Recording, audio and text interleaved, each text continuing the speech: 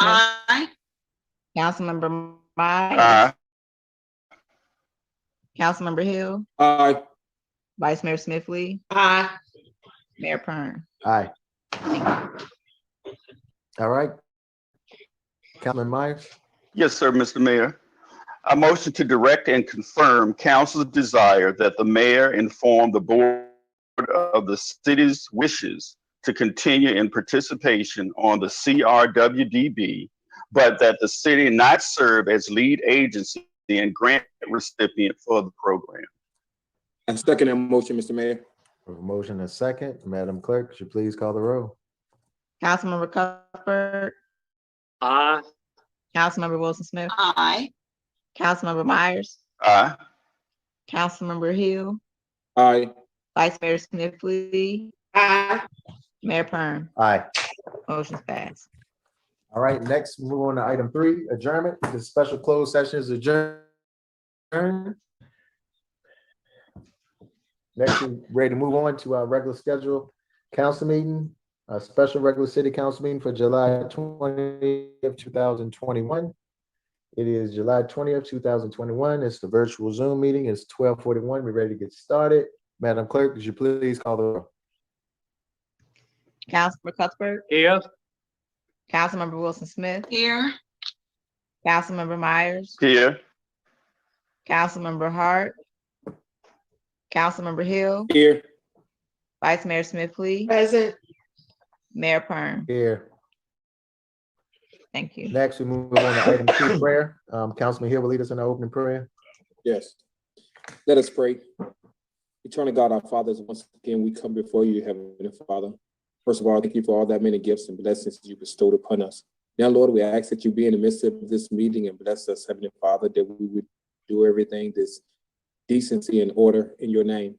Lord, we ask that blessings upon this council, Heavenly Father, that we may have wisdom of Solomon. We ask that blessings upon our city administration, our city manager, and all our directors, Heavenly Father. Be with them and their families. I ask a special blessing upon all the city workers, all the residents of the city, Heavenly Father. We ask that you will take this violence away from our city, Heavenly Father. Be with our nation, be with our state, and be with this city. It's in your name we do pray and we thank you. Amen. Amen. Thank you. Next, we move on to item 3, Pledge of Allegiance. Could everyone please join in the pledge? I pledge allegiance to the flag Of the United of the United States of America, And to the To the republic for which it for which it stands, stands, one one nation, nation, under under God, God, under God, indivisible, indivisible, with liberty and with liberty justice and for all. justice for all. Next is item 4, determination of the presence of a quorum. We do have a quorum. Next, move on to item 5, proclamations, recognitions, presentations, and ceremonial proclamations. We have item 5A, which is a proclamation designating the week of July 18th to 24th, 2021 as pre-trial probation and parole supervision week in the city of Petersburg, Virginia. And it states, whereas pre-trial services, probation, and parole agencies are essential parts of the justice system.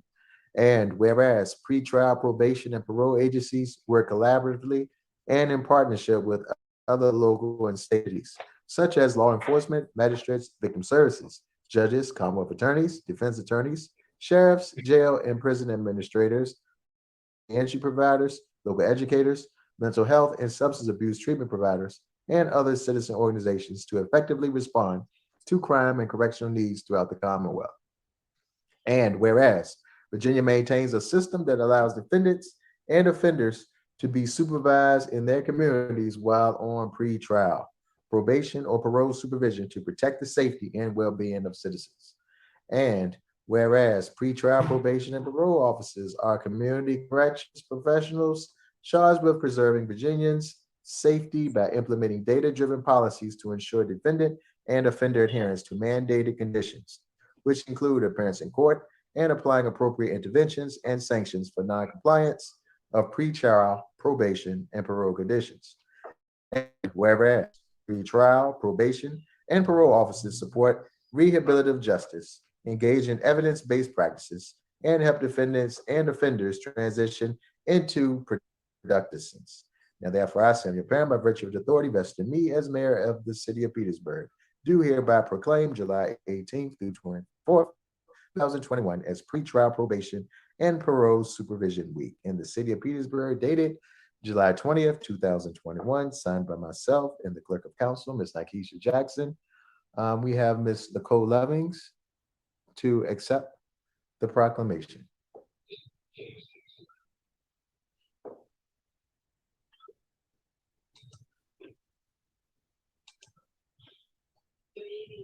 Good afternoon, Ms. Loving.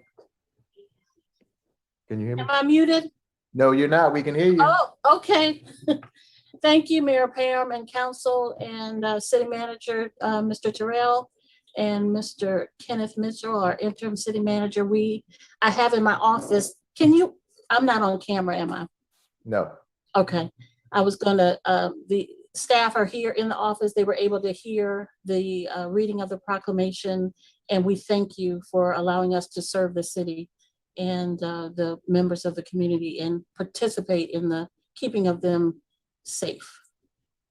Okay. Thank you all for all you do. We appreciate you. Thank you, Mayor Pam. Next, we move on to item 5B, presentation on legislative update. And in the absence of Delegate Air, we will have Ms. Joanne Williams provide the legislative update. Ms. Williams. Good afternoon. Good afternoon. This is, as you can see on screen, this is a draft agenda for the upcoming special session where the General Assembly will decide where 4.3 billion in federal funds, recovery funds, how they will be used. Now, the General Assembly is not mandated to direct all funding during the session. They could reserve some of it, but it has to be allocated by 2024. This 4.3 billion is above the 2.7 billion that localities will receive. This does not include the 2.6 billion in surplus that the General Assembly will address in its January 2022 session. This is a list that we put together, a group that had already, of department heads that had already been working with Congressman Nikechan on some appropriations and defined some needs, long-term, short and long-term needs for the city. It was reviewed with the city manager. And so these were some of the top priorities, but please be mindful, this is a living document. This can change. And of course, will be updated prior to the January session, or maybe updated after discussion today. But right now, the number one need is for the Poor Creek upgrades. This would lead not only to the upgrades for the pharmaceutical complex, but for Southside Regional Medical Center and other development that would go in the east part of the city. The total costs that we're asking for this, combined with what Senator Marcy has already requested, would total about $26.6 million. The second item, if we can move up to that,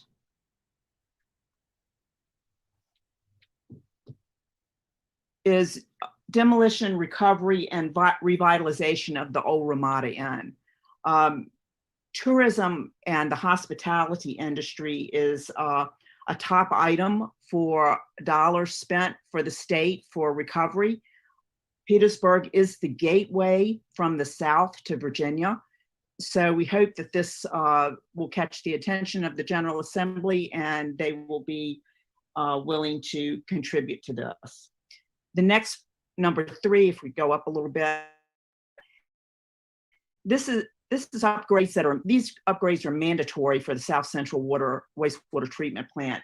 They've been mandatory for a number of years. They've increased over time in cost just simply because environmental regulations have become more strict. A grant for 95% of Petersburg's share has been received. So the $13 million is for Petersburg's portion, which would be 5% of the cost. So we can move along. The next is gun violence prevention. Several groups have already come out statewide supporting more money to be put into this fund to be distributed, and hopefully Petersburg will receive some of this funding. This includes staff for social service workers in the police department. The next slide. This is for the Petersburg Library Education Center. This is certainly COVID related. If the city had the center during COVID, it would have been, we would have been able to have health clinics there because of the large space, would have been able to give vaccines there. So it's going to be used for a variety of educational purposes. Next item. This is for the technology park upgrade. This is the old Southside Regional site on Sycamore Street. This would be for site preparation, broadband and ingress egress. This is a prime location for continued growth of economic development in the city. The next is the EDA revolving loan fund. That was discussed at the last council meeting. I believe it'll be discussed at this meeting. This is certainly related to tourism recovery. This would be where the EDA would have money to establish those revolving loans to help businesses recover from COVID. That's $5 million. The next is the Black History Museum that's slated for the former library. Right now, capital improvements would not qualify for these fundings, but certainly site stabilization, program development, and content creation, which we have allocated, asked for $500,000. Next item. It would be the Southside Depot. Once again, tourism recovery. This dates back to the partnership that was suggested with the National Park Service. And while some monies have been spent toward this project, additional problems have been found. So we have asked for $1.5 million to complete the project. The next is the Freedom Support Center. As you know, the center closed due to COVID. It has now reopened. And this money is just for over a 4-year period of time to help the new nonprofit get the center up and running. And the last item would be historic blighted property recovery. This is an item that is close to the city manager, and it's to help people who live in historic houses, which most of Petersburg houses are historic, and give them some type of incentive to stay there and to keep the property, maintain the property, or repair it. So that's what we have on the list now. Okay, thank you. Any questions from members of council on the agenda? If not, I entertain a motion to approve the legislative agenda as stated. So moved. Second. Motion and a second. Any discussion? Seeing none, if not, Madam Clerk, would you please call the roll? Councilmember Cuthbert.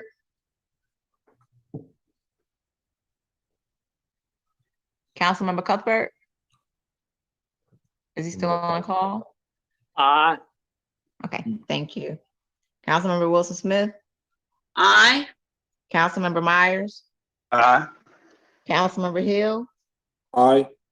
Vice Mayor Smith Lee. Aye. Mayor Perm. Aye. Motion's passed. Thank you, Ms. Williams, for the presentation. It was wonderful, and we're going to keep you right on because as we move to item 6, which is response to the previous public information period, we have item 6A, Council Communicates. Ms. Williams. Yes, Council Communicates is published on our city website.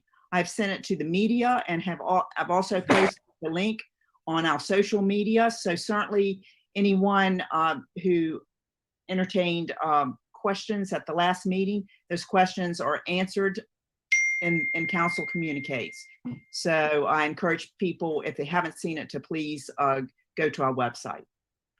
Okay, thank you so much, Ms. Williams. We appreciate all your hard work on that. It looks great. Any questions or comments from members of council? All right. Thank you so much again, Ms. Williams. We'll move on to item 7, which is approval of consent agenda to include minutes of previous meetings. Item 7A, ABC application for TTT Enterprises LLC, Monterey's. Item 7B, application for 115 North Sycamore Street. Item 7C, minutes of the closed session city council meeting of July 6, 2021, and minutes of the work session city council meeting of July 6, 2021. Those are the items for the consent agenda. I entertain a motion to approve. Mr. Mayor, Councilman Cuthbert, I would like to remove item 7B from the consent agenda and move it down to the portion of our agenda dealing with items removed from the consent agenda, number 11. There is no detail at all in our agenda as to what's being proposed here for 115 North Sycamore. If you look at the paperwork, all you see is information about a beauty salon, nothing indicating whether it's off premises or on premises, and that is troubling, at least potentially. So I'd like to remove, ask that 7B be removed. Perhaps the city manager has an answer, and if so, he can give it to us when we get to item 11. okay? Answer to which question? What is the ABC application for?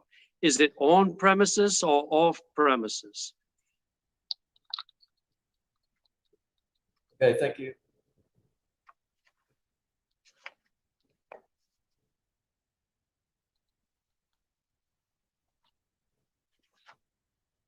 Okay, so we'll have that item moved to item 11B. Mr. Mayor, Yes, Councilman Myers? I believe I believe they are opening an event space, and so it would be on premises. I don't believe it'll be off premises. Yeah, it's on, I think so too. It's on premises. It doesn't need to be moved. Well, Mr. Mayor, as long as it's on premises, I have no problem with it. But I would ask the city manager in the future to include documentation that indicates whether the license being sought is on premises or off premises. Is a big deal, a big difference, at least in my view. We're dealing with a business area, and the last thing I think we want is off-premises sale of alcohol. But in any event, on the representation and knowledge of other members of council that we're dealing with on premises only, I will withdraw my request that this be removed from the consent agenda. Okay. Thank you. So at this time, I entertain a motion for the consent agenda. So moved. Second. All right. Had discussion, so Madam Clerk, would you please call the roll? Councilmember Cuthbert, Aye. Councilmember Wilson Smith, Aye. Councilmember Myers, Aye. Councilmember Hill, Aye. Vice Mayor Smith Lee, Aye. Mayor Perham. Aye. Motion's passed. Next, move on to item 8, official public hearings. Item 8A, an ordinance authorizing the city manager to execute a purchase agreement between the city of Petersburg and Joel Erb towards the sale of city-owned property at 115 Jolly Alley, parcel ID 031-050038. Ms. Boone?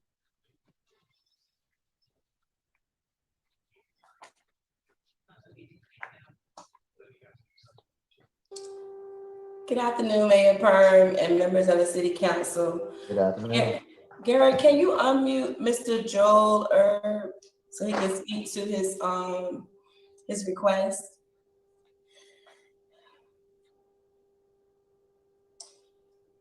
And while you're doing that, we're going to go over his proposal. The Department of Economic Development received a proposal from Joel Erb to purchase city-owned property located at 115 Jolly Alley, which is currently a vacant lot. He is requesting to add this property to his adjacent residential property located at 414 Harrison Street and maintain it as open space. The proposed price for the parcel is $6,800, which is 50% of the assessed value, $13,600. Mr. Joe Erb has provided financial documentation supporting his ability to purchase the property. The proposal is in compliance with the guidelines for the disposition of city real estate property, zoning, and the comprehensive land use plan. The zoning of the parcel located at 115 Jolly Alley is R3 two-family residential district. Attached, you will see his proposal. He has also attached pictures of the lot where you will see that he's cleaning up, and he proposed to cut down some trees and shrubbery that is there and just beautify it and add it to his lot. And if you remember, back in May, we approved Mr. Erb to buy other lots on Harrison Street. So all of this kind of goes together with him beautifying that neighborhood. That is my conclusion of his presentation. Okay. Thank you, Ms. Boone. And this is a public hearing, so at this time, I entertain any type of comments from the public on authorizing the city manager to execute the purchase agreement between the city of Petersburg and Joel Erb at the property at 115 Jolly Alley. Do we see any hands in the Zoom, Garrett? No, Mr. Mayor, I do not. Well, Tresca has one up. All right, Councilwoman Wilson Smith. Yes. Hold up. This is the public hearing. Hold up. This is the public hearing. I got to close the public hearing first, Councilwoman Wilson Smith. Excuse me. Okay. Is there anybody else out there, Garrett? No, Mr. Mayor. Okay, well, we'll close the public hearing and we'll go to Councilwoman Wilson Smith. Okay, thank you. I just, I guess my question would go to Mr. Williams. I already think I know the answer, but it must be asked. Is there a conflict at all with Mr. Erb being on the planning board? Is he on planning board or economic development? Either one. Is there a conflict with purchase or sale? Right. I believe he's on the, yes, ma'am. I believe he's on the EDA. I believe this offer, if I'm not mistaken, was actually made before he started serving on the EDA. But even if he had been a current member, they have no ability to influence the decision of council with respect to this property. This is a program run by the city's administration, not the EDA, who is technically a separate legal entity by statute. So I think it's fine. I don't see a conflict with his bid. Thank you. Okay, thank you. Any other questions? Councilman Cuthbert? I move that council adopt the ordinance as proposed, authorizing the city manager to execute a purchase agreement toward the sale of city-owned property at 115 Jolly Alley. Second. All right, we have a motion and a second, a discussion from members of council. Seeing none, Madam Clerk, could you please call the roll? Councilmember Cuthbert, Aye. Councilmember Wilson Smith, Aye. Councilmember Myers, Aye. Councilmember Hill, Aye. Vice Mayor Smith Lee, Aye. Mayor Pern. Aye. Motion's passed. Next, we move on to item 8B, an ordinance authorizing the city manager to execute a purchase agreement between the city of Petersburg and Robert Jones Jr. and Crystal Jones towards the sale of city-owned property at 357 University Boulevard, parcel ID 010-150-029. Again. Good afternoon again, Mayor and members of City Council. Garrett, can you unmute Miss Crystal Neville, Neville, and Mr. Robert Jones Jr. so they can speak if they desire towards their proposal? I'm gonna provide you some background on this presentation. The Department of Economic Development received a proposal from Robert Jones and Crystal Jones. You will see in the presentation that's attached, they're a newlywed couple. They desire to purchase property at 357 University Boulevard, which is currently a vacant single-family residential structure. The proposed use is to renovate the structure for occupancy by the purchaser as an owner-occupied residence. The proposed purchase price for the parcel is $35,250, which is 50% of the assessed value, $70,500. Mr. and Ms. Jones have provided financial documentation supporting their ability to purchase the property. The proposal is in compliance with the guidelines for the disposition of city real estate property, zoning, and a comprehensive land use plan. That's the conclusion of my presentation.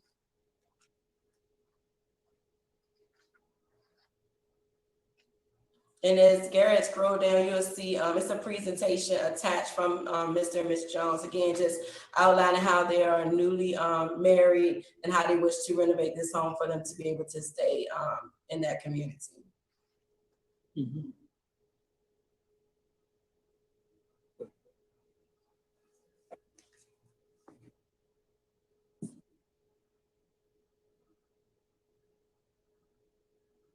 Mr. Mayor, I believe you're muted. Yes, this is the public hearing for authorizing the city manager to execute the purchase agreement between the city of Petersburg and Robert Jones Jr. and Crystal Jones at 357 University Boulevard. Are there any hands in the Garrett? Any hands in the Zoom, Garrett, for this proposal? There are none so far, Mr. Mayor. All right. Mr. Mayor, Yes. Councilman Councilman Myers, Yes. I'd like to move to that we accept the proposal and move forward with the sale of the property. Mr. All Mayor, right. All right. We had the public hearing open, so let me circle back. We had Mr. Ron Moore who wanted to speak in before the motion. Gary, you see Mr. Ron Moore in the Zoom? I don't, Mr. Mayor. Okay. All right, well, we have a motion. We'll close the public hearing. We have a motion, a second. Any discussion at this time? Seeing none, Madam Clerk, could you please call the roll? Councilmember Cuthbert, I'd like to say that I really like this autistic rendering. It's on page 86. I think that's a great improvement over the double tenement look that the building now has, and I vote aye. Councilmember Wilson Smith, Aye. Councilmember Myers, I agree with you, Charlie Cuthbert. I'll say aye as well. Councilmember Hill, aye. Vice Mayor Smithley, Aye. Mayor Perm. All right, aye. Motion's passed. Next, move on to item 8C, which is a public hearing for the purpose of considering a resolution offering city council concurrence of proposed detour in the city of Petersburg for construction of a runabout in Dinwiddie County. Ms. Enos.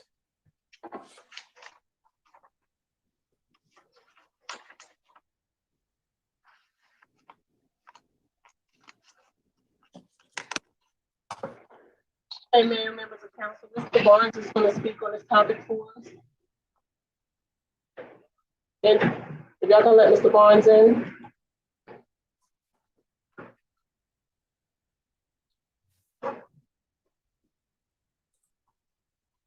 Mr. Barnes, can you hear us? Yeah, can you hear me? Yes, sir. Mr. Mayor, members of council, good afternoon. Good afternoon. Both this item and item D are VDOT administered traffic and transportation improvement projects. They're seeking concurrence from the city council for their proposed detours. This particular project, the roundabout in Dinwiddie, based on VDOT's presentation from our last meeting, this will occur over a handful of weekends and is currently at the scoping phase. So if I had to guess, they are probably about 6 to 9 months out from beginning construction. And VDOT is not with us today to answer any questions, but I'll certainly attempt to do so if you have any.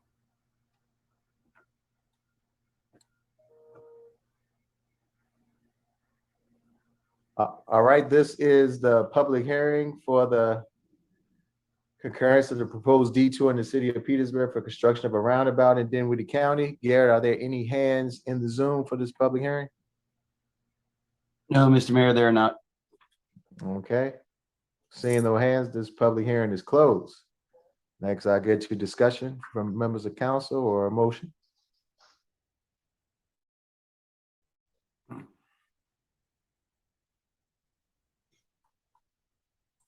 Oh, so moved.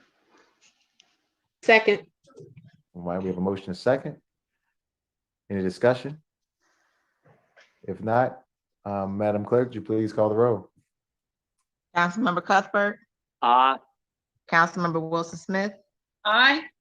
Councilmember Myers, Aye. Councilmember Hill, Aye. Vice Mayor Smith Lee, Aye. Mayor Perrin. Aye. Motion's passed.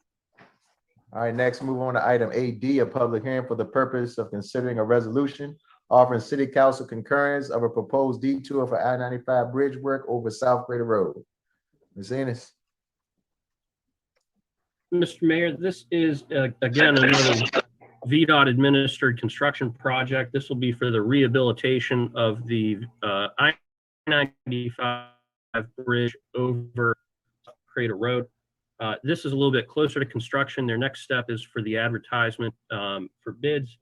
And this project appears to have closer to a 4 or 5 month duration. So this will be a more significant impact, but I'm confident that VDOT has assessed all of the options and provided the best possible one.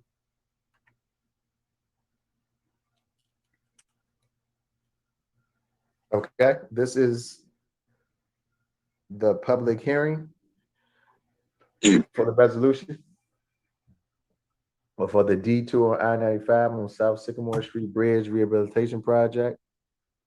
Yeah, do we see any hands? Yes, sir. We have Taylor and Ron. Okay.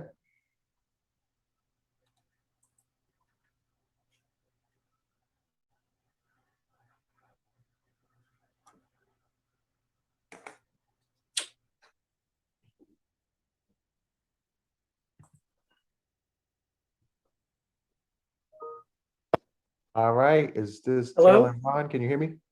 I can hear you. Yes, sir, Mayor. Can you hear me? Yes, I can. Good afternoon. Good afternoon, and thank you. I'm sorry, I heard my name called earlier, but I didn't realize how to go into the participants section and raise your hand and be recognized that way, so I apologize. So right to the point, my concern with, I looked at the map regarding the Crater Road rerouting. I believe it comes through Crater Road and then goes back on Washington and then comes back around.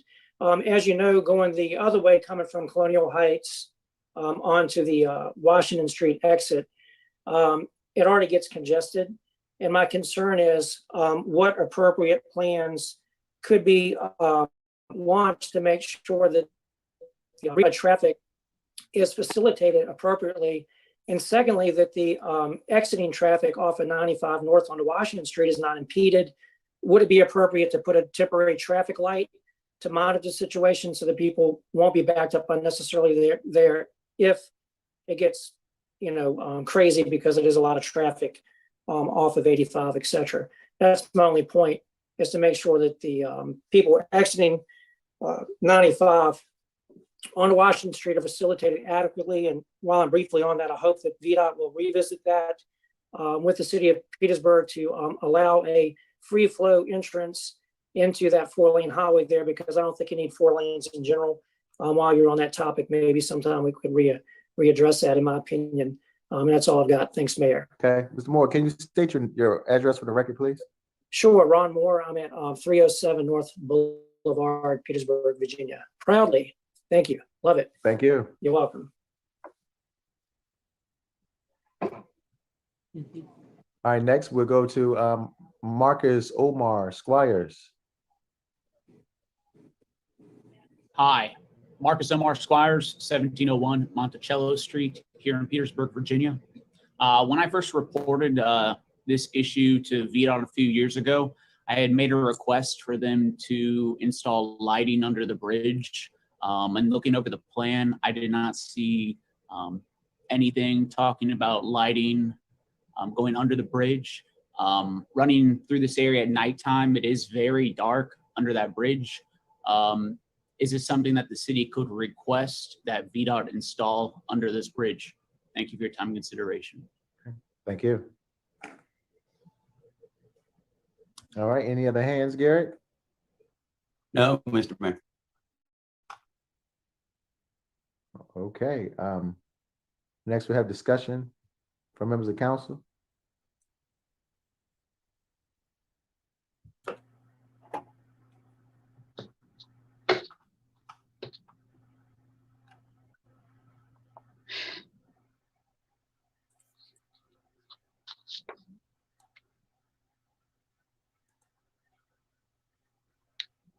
Seeing no discussion, I entertain a motion at this time.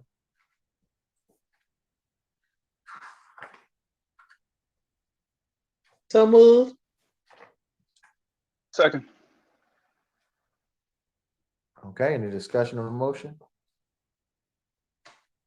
All right, seeing none, Madam Clerk, would you please call the roll? Councilmember Cuthbert, Aye. Councilmember Wilson Smith, Aye. Councilmember Myers, Aye. Councilmember Hill, Aye. Vice Mayor Smith Lee, Aye. Mayor Perm. Aye. Motion's passed. All right, next we have on item 8F, a public hearing for the purpose of considering a resolution authorizing the city manager authority to accept fee simple conveyances of real property on behalf of the city of Petersburg for the South Crater Road signal improvement. Mayor, at the last council meeting, we had asked for this item to be removed from the agenda, so I apologize. I'm asking for this one to be moved, to remove that part. Okay. Okay, I couldn't quite hear you. The thing that you said you wanted it to be moved. Remove the agenda, yes, sir.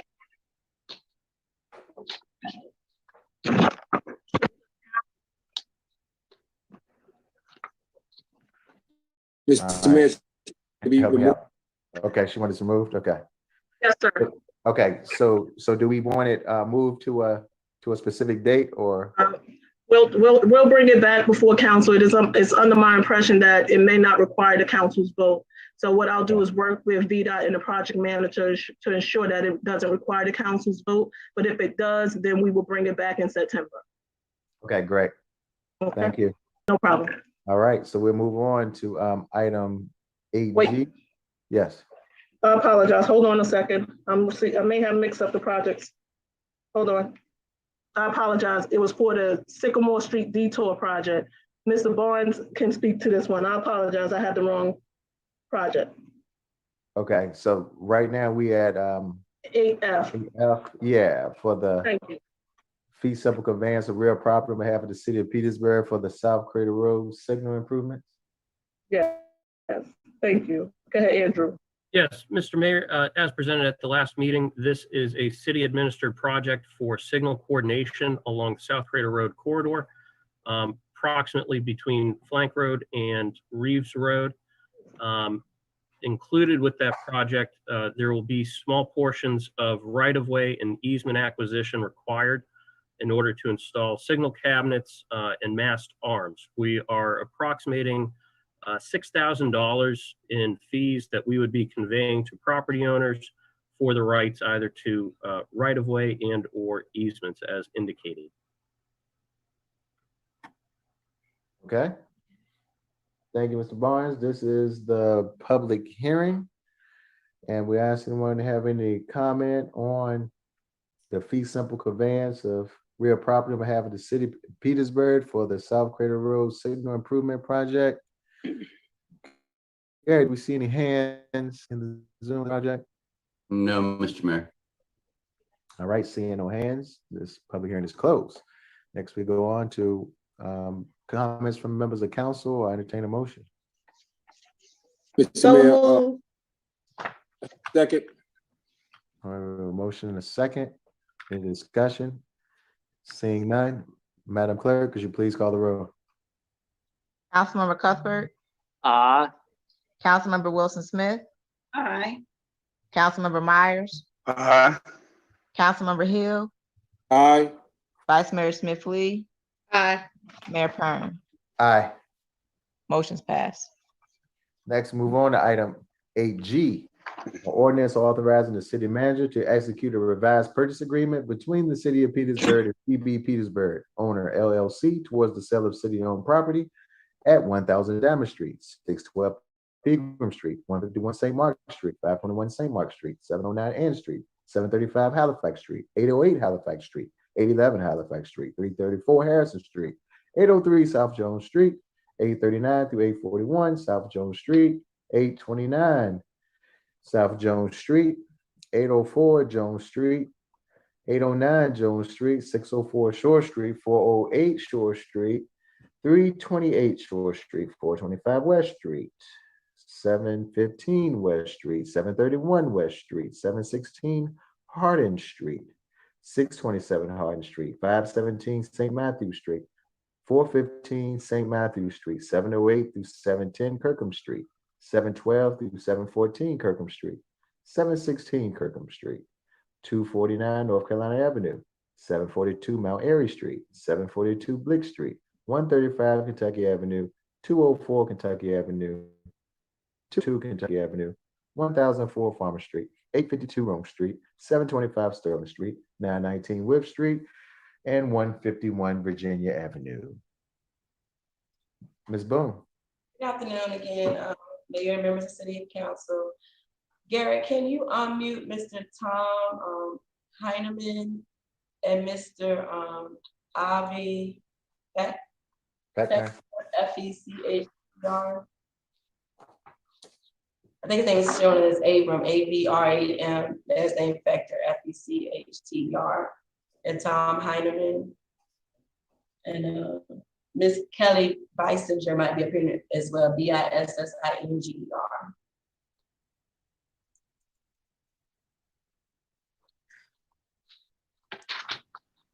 To give you some background while we're waiting for them to be unmuted so they can speak towards their proposal. The City of Petersburg City Council adopted ordinance 20-or-40 on September the 1st, 2020, authorizing the city manager to execute a purchase agreement between the City of Petersburg and PB Petersburg owner LLC for the purchase of city-owned property located at 1000 Damage Street. The purchase agreement expired April the 1st, 2021, therefore it needed to be revised. During the revisal, the prospective purchaser, PB Petersburg owner LLC, has requested amendments to the purchase agreement. The requested amendments include adding of 38 city-owned properties to the purchase agreement, amending language specifying type of housing, amending the reversion provision, adding language regarding closing costs, adding language regarding addenda. This proposal is in compliance with the guidelines for the disposition of city real estate property, zoning, and the comprehensive land use plan. Again, we have outlined the properties that they wish to amend and add to this agreement. And we have also sent the updated agreements for the city council to review. We have also emailed those to Garrett so he can share with the public, because we finally came to a consensus of the agreements on last Friday. And Mr. Heineman and Mr. Factor, again, you have an opportunity to present towards your proposal. Ms. Boone, I have Mr. Heineman done, but who are the others again, please? His name is spelled AVRAM, and his last name is spelled FECHTER. All right, and the other? Her name would have came up as Kelly Bissinger, BISSINGER. But I'm not seeing her, but I do see Mr. Heineman and Mr. Factor. They should both be able to speak now. This is Avi. Thank you for unmuting and considering this amendment of the development agreement. We've had a number of discussions with the city attorney and staff on this over the last couple of weeks. Most of these changes were actually requested by our investor and lender who will be providing the $24 million in financing necessary to renovate and develop these properties. We're really excited to break ground. We're still on track for September. And this is, we think, is the last step necessary to get our folks comfortable to close. So I won't belabor the point. We've been in front of you guys a number of times on this project, and I will answer any questions that pop up.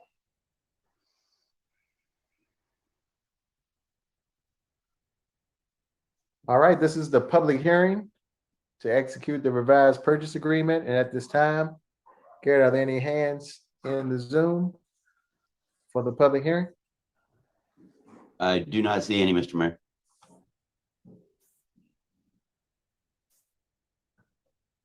All right, seeing no hands in the public hearing, this public hearing is now closed. Next, we have discussion from members of council. Councilman Cuthbert. You're muted, Councilman Cuthbert. You're right, of course. I'm sorry. Mr. Williams, when this matter was voted on by council in September of 2020, did council require that occupancy of the Virginia Avenue School be limited to either seniors or veterans? There was reference in their original proposal to seniors. I did not recall seeing a reference to veterans, but yes, there was a reference to seniors in the original proposal. I'm not talking about the proposal. I'm talking about the motion that was passed. I don't know about the motion. I'd have to check the minutes to confirm that. But the original proposal was incorporated into the development agreement, so it became part of their agreement. Well, I made the motion to approve the sale, and I was explicit that occupancy be limited to seniors and veterans, and that was the motion that council passed. Would that be the case under the amendment that is now before council? I don't believe so. I believe that the current amendment says that their seniors and veterans are given priority. I believe is what it currently says under the amendment. They would be given priority, but occupancy would not be limited to veterans and seniors. Is that correct? Right. I don't believe it says that currently. Okay. Now let me turn to the state statute dealing with granting variances. I think it's 15.2-2309. I have a copy of it in front of me, and it states that a condition of granting a variance is that the property was acquired. Well, it says, quote, the property interest for which the variance is being requested was acquired in good faith. The way I interpret that, none of the variances that this item refers to could be granted. And so for these reasons, I cannot support the proposal.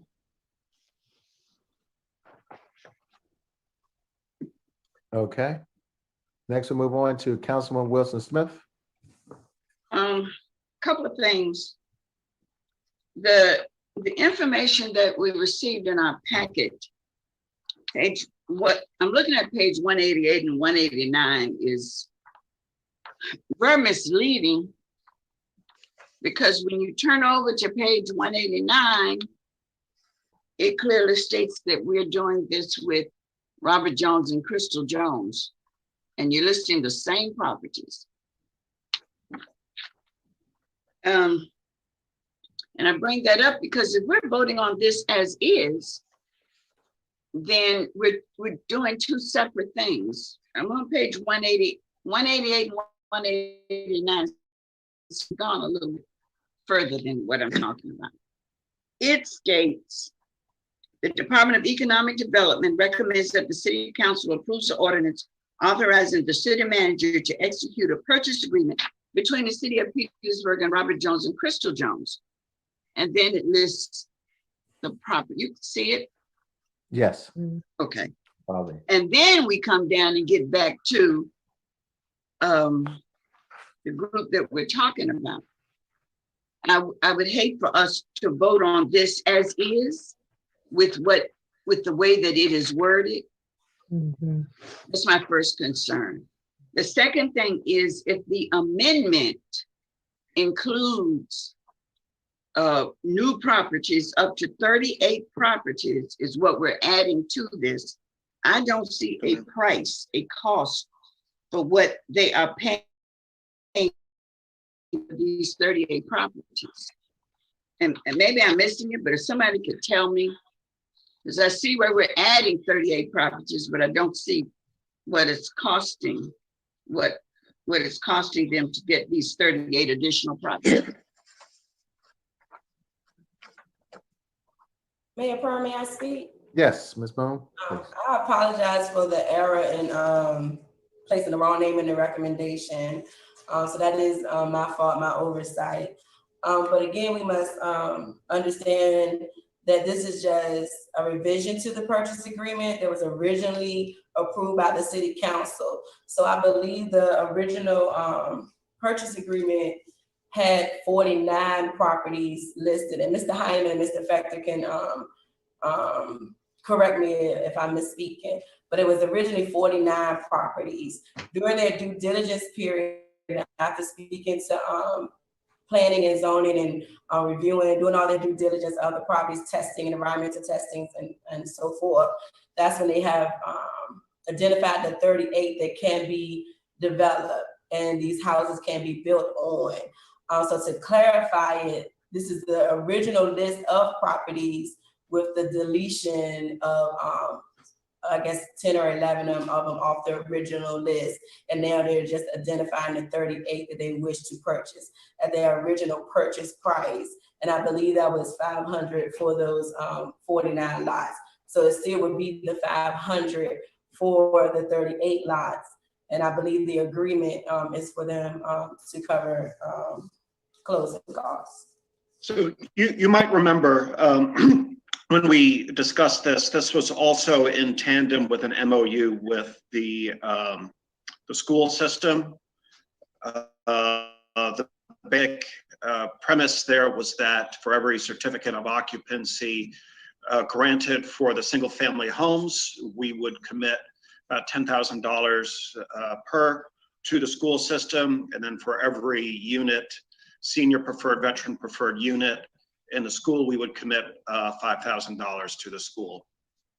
So it was an offset there to improve, to address education capacity or capital concerns while meeting the mission of improving schools. So then, I want to be sure I understand that the original agreement was for 49 properties. Correct. And now, so it's not 49 plus an additional 38. No, ma'am. They, like I said, they did their due diligence and they are removing some of those original properties that had issues with them that they could not develop the homes that they desired to develop. Hey, Ms. Boone, my partner Avi is muted. Can he be unmuted?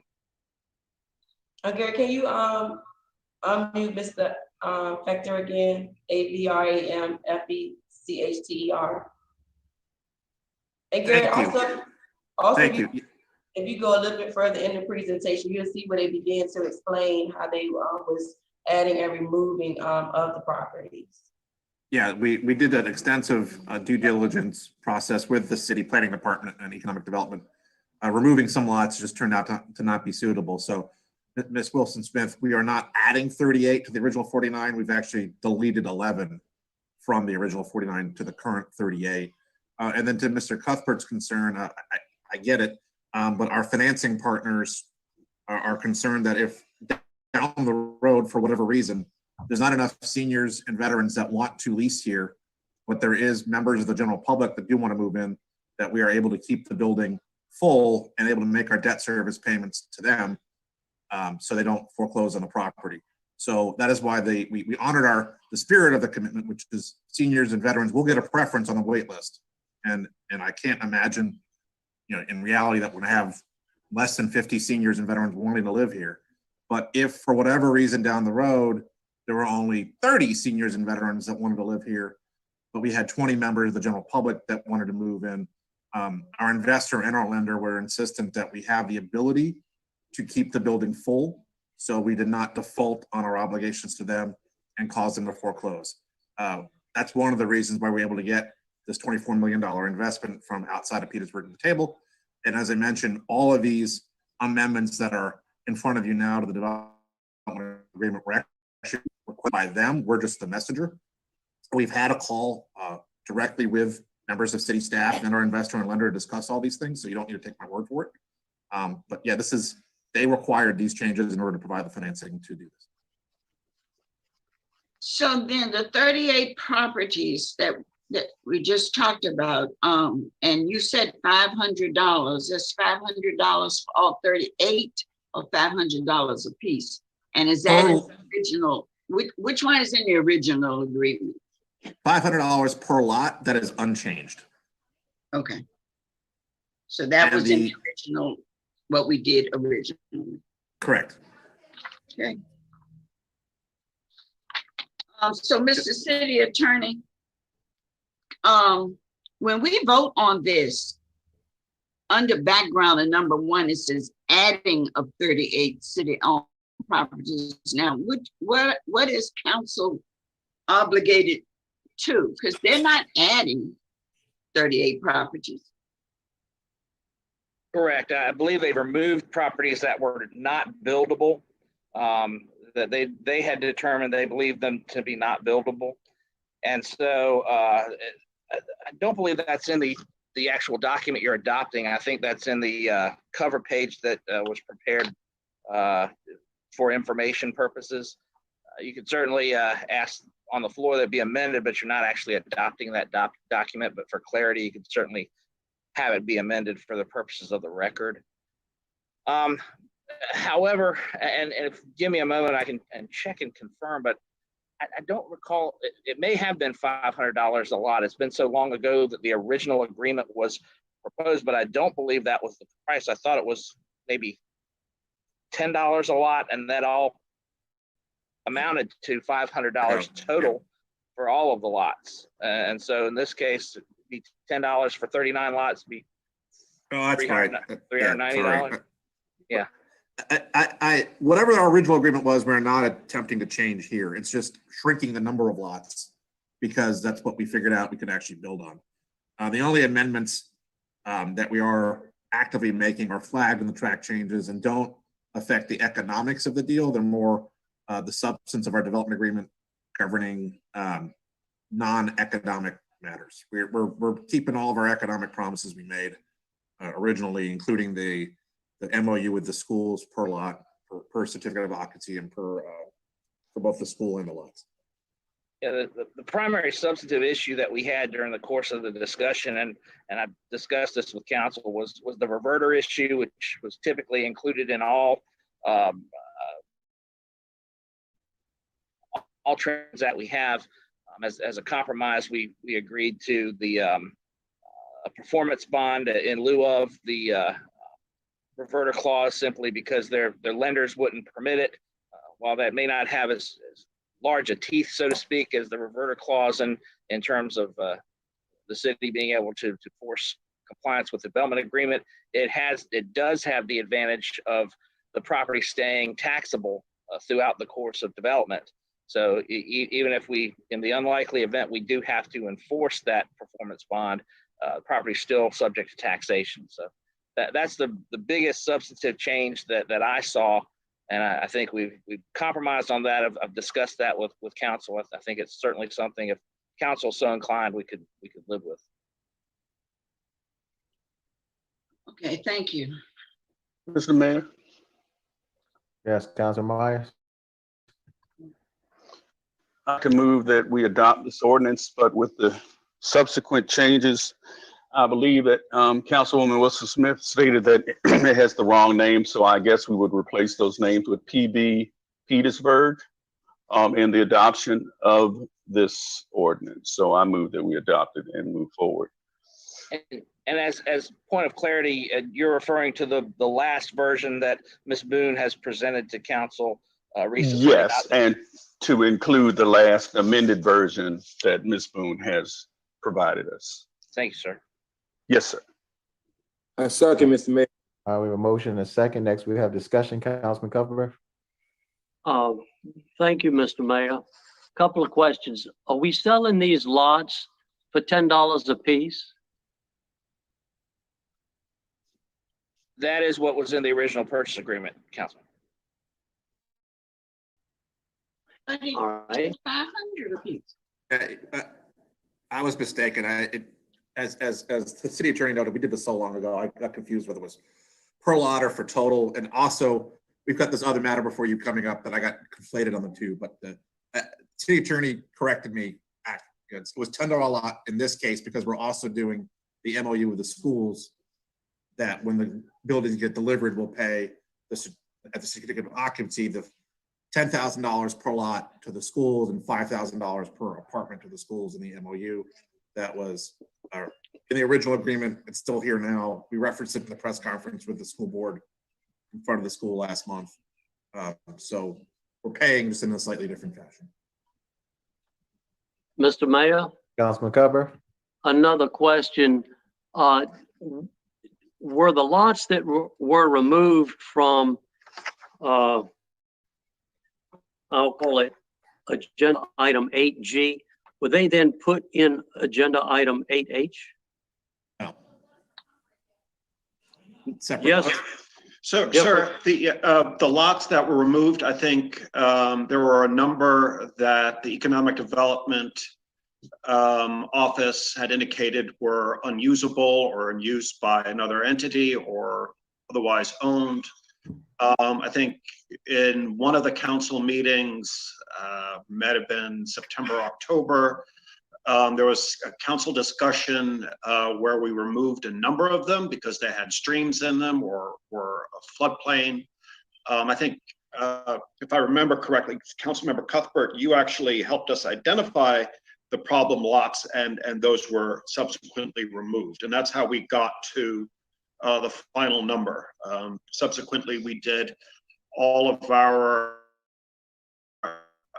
due diligence work, our title and our survey work on those properties during the due diligence time. So that's how we got to the 38. And the lots coming up for discussion in the subsequent matter are a totally different set of lots than the ones that were removed from this. That they are two unrelated sets of lots. Mr. Mayor, thank you. Okay, thank you. All right, if there's any more discussion, we have a motion and a second. Madam Clerk, would you please call the roll? Councilmember Cuthbert, No. Councilmember Wilson Smith, Aye. Councilmember Myers, Aye. Councilmember Hill, Aye. Vice Mayor Smith Lee, Aye. Mayor Pern. Aye. Motion's passed. Point of order. Councilman Cuthbert. Mr. City Attorney, I believe the motion fails because it includes the Virginia Avenue School, a building that clearly has been a public use or enjoyed a public use in the past. And under the Virginia Constitution, as well as Virginia statute, a supermajority of the members of council is required to pass to approve the sale of such land. And with Mr. Hart being absent and my vote against it, we do not have a supermajority. So I believe that the motion fails. Do you agree, Mr. City Attorney? Councilman, I think you're correct on the law that in order to convey property that is publicly used, that you have to have a 3/4 vote or supermajority of city council, but I believe that that 3/4 majority vote applies when it is current public use. I think we did have this issue come up previously, and that was the conclusion, is that the current or contemporaneous public use. And I don't believe that this property has been used for public use for quite some time. So I believe the vote would pass as it pertains to Virginia Avenue School. Do you have any authority to support that distinction between current public use and previous public use? I think I can provide it. I don't have it with me currently, but we did have this exact issue come up previously. I can't remember which property it was on, but that was the conclusion. In fact, I think you may have been the one to raise that distinction in that case in the other direction. I'm not certain. Absolutely. But that is the distinction. But I think that the fact that this has not been used for quite some time, and we're talking years, as a public building, would allow it to be passed without the supermajority requirement. May I add that this the building was rezoned as a PUD in the fall, and number two, that we made a commitment to providing community space to about, I think, 3,000 square feet of community space in the building, as well as opening up the athletic and recreational amenities around the building. Mr. City Attorney, within the next week, would you please supply council with authority for your understanding that the Virginia Constitution and the corresponding Virginia statute make the distinction between current public use and previous public use? Will do. Thank you. Next, we move on to item 8H, an ordinance authorizing the city manager to execute a purchase agreement between the city of Petersburg and PB Petersburg Owner LLC towards the sale of city-owned property located at 857 Bank Street, 741 Blick Street, 1411 Farmer Street, 10 Foley Street North, 1111 Halifax Street, 1115 Halifax Street, 1230 High Street, 1206 Hinton Street, 751 Jones Street, 205 Maple Street, 1011 Mackenzie Street, 921 Priam Street, 110 Richland Street, 351 to 323 University Boulevard, 201 Virginia Avenue, 710 Wesley Street, 118 West Street South, 323 West Street South, and 1114 West Street. Ms. Boone.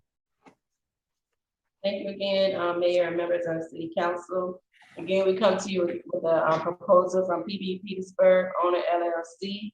To give you some background, the Department of Economic Development received a proposal from PB Petersburg to develop 19 lots located in the city of Petersburg. PB Petersburg is proposing to purchase 19 vacant lots from the city of Petersburg for the construction and development of 4-bedroom homes to be sold as home ownership.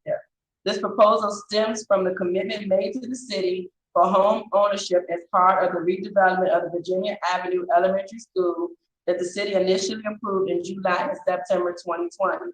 At the time of the approval by the City Council, PB Petersburg committed to set aside 10 lots of those purchased with the school for home ownership. However, due to legal complications around financing a rental and home ownership transaction, they needed to pull that piece from the council-approved development purchase and sale agreement. This proposal seeks to make good on that commitment, the commitment to Petersburg. PB Petersburg will endeavor to, number one, make the homes affordable to residents of Petersburg.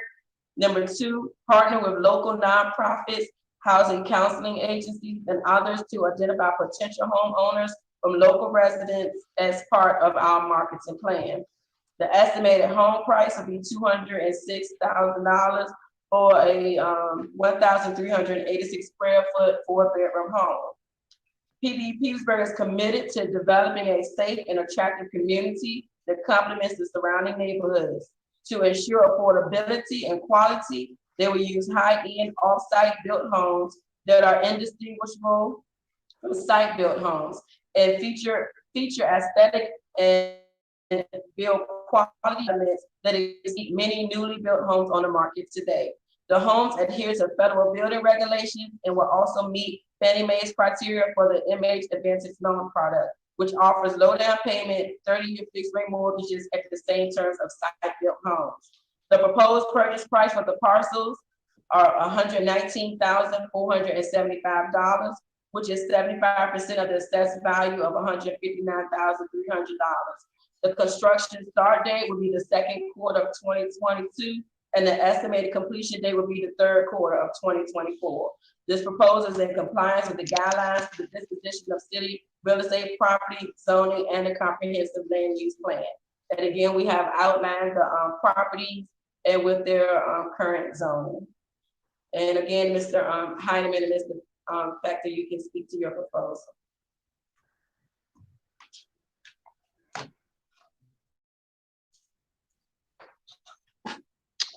Yeah, this is Tom.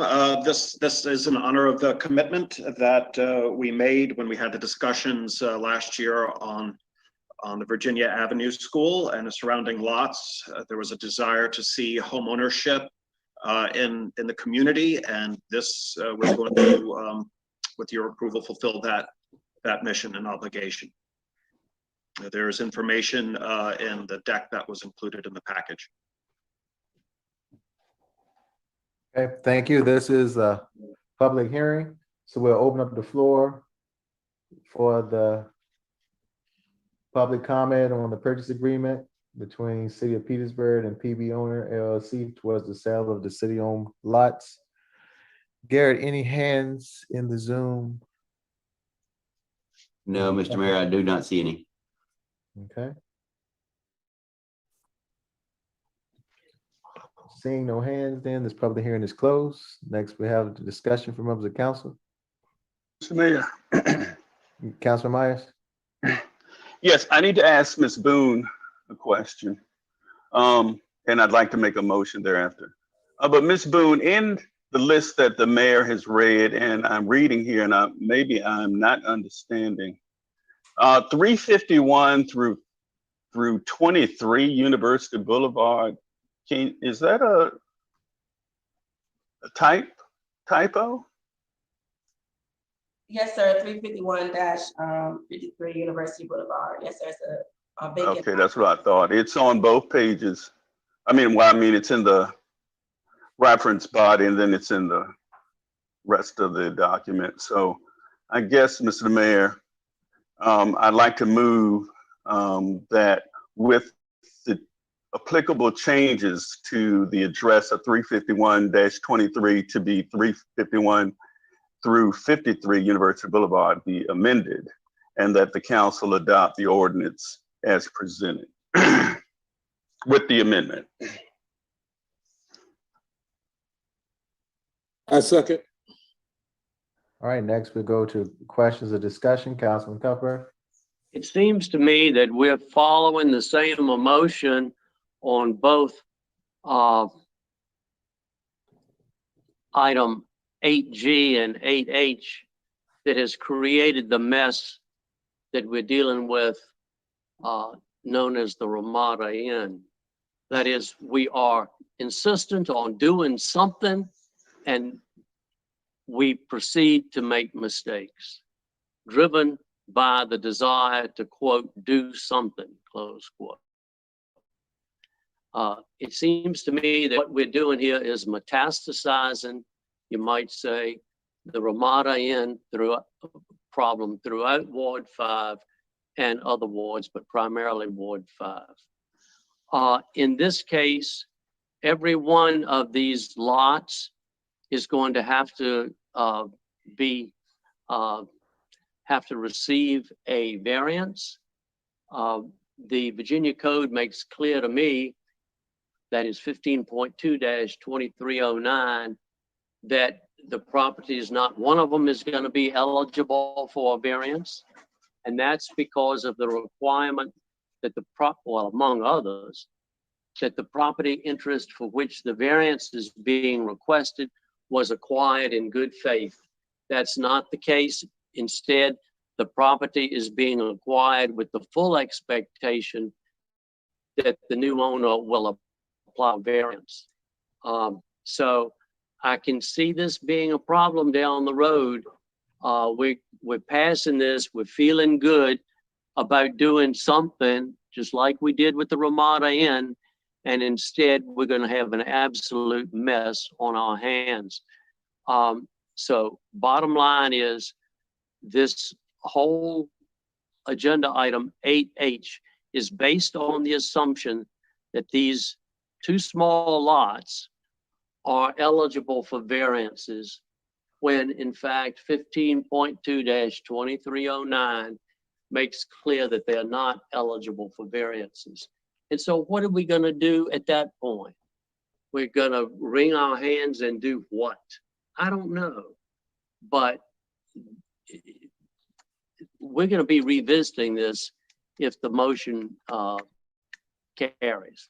So I'm going to be voting against it for that reason. Thank you, Mr. Mayor. Mr. Mayor. We can go to Councilman Wilson Smith, then Councilman Myers, you finish up. All right, thank you. Usually we have a map. I'm trying to find where is the 710 Wesley Street. I didn't see it, or I didn't read it right or something.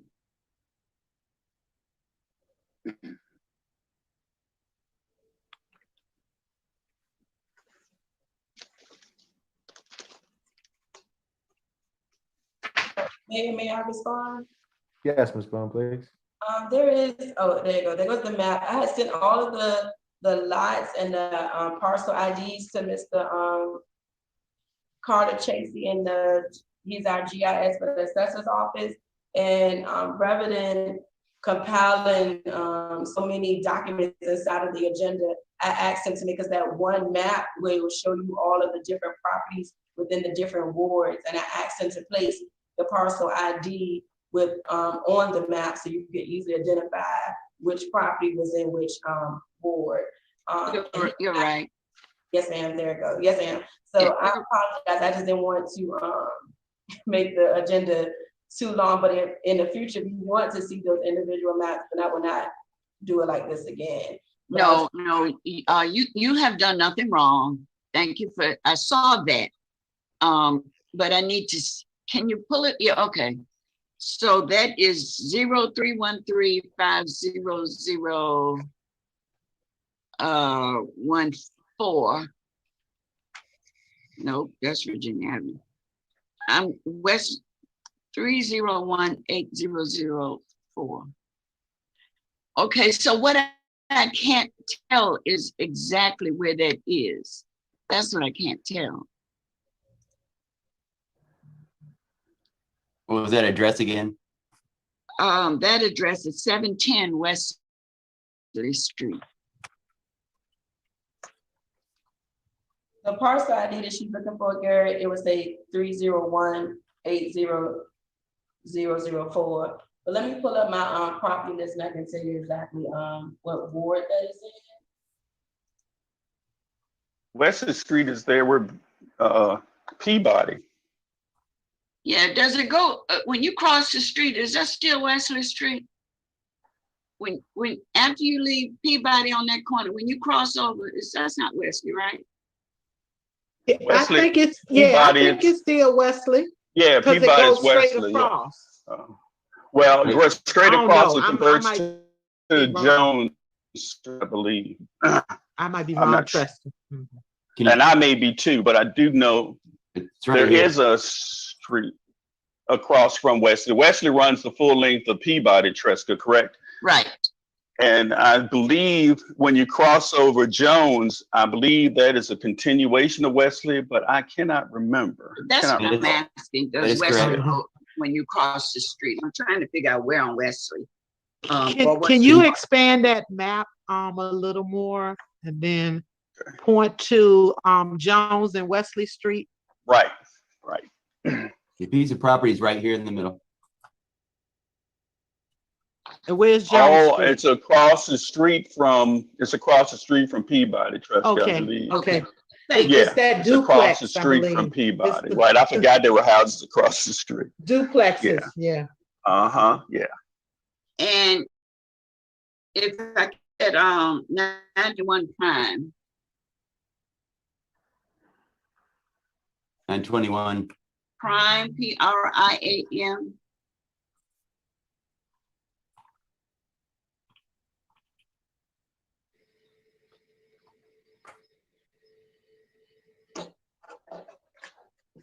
That's a vacant lot.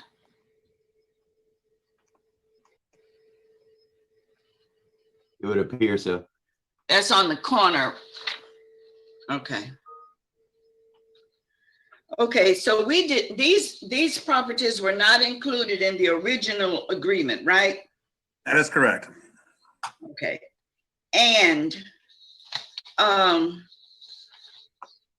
so you are proposing, you're going to be working on the Virginia Avenue site and doing this Virginia Avenue properties and school and doing this at the same time?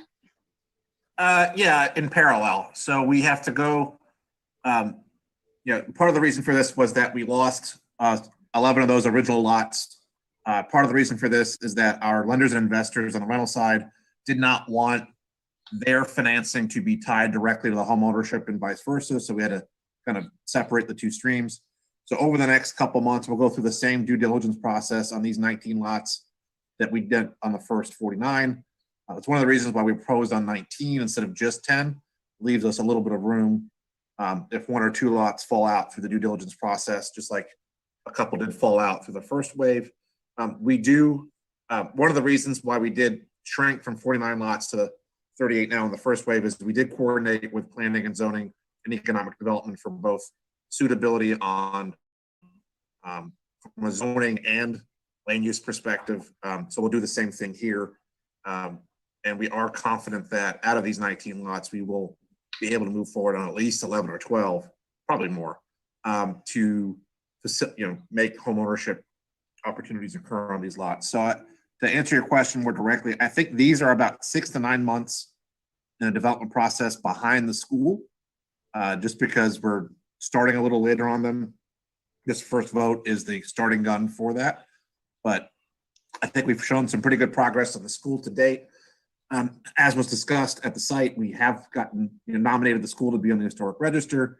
We have obtained the financing commitments required to do the school on those lots.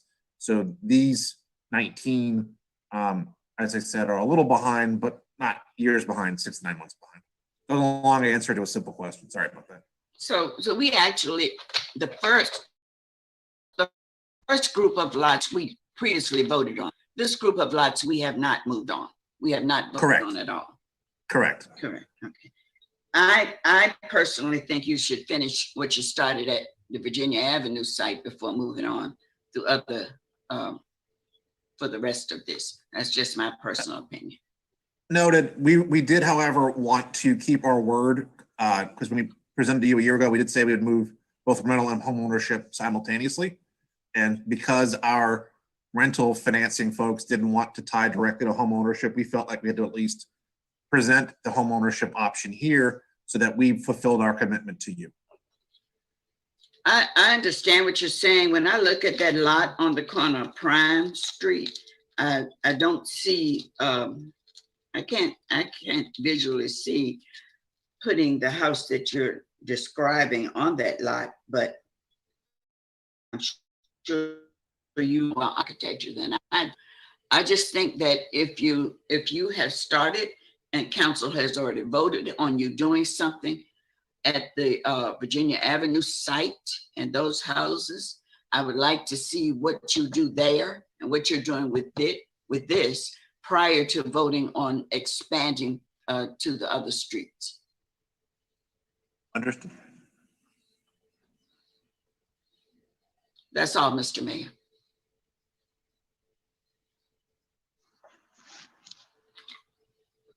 All right, thank you, Councilman Cutler.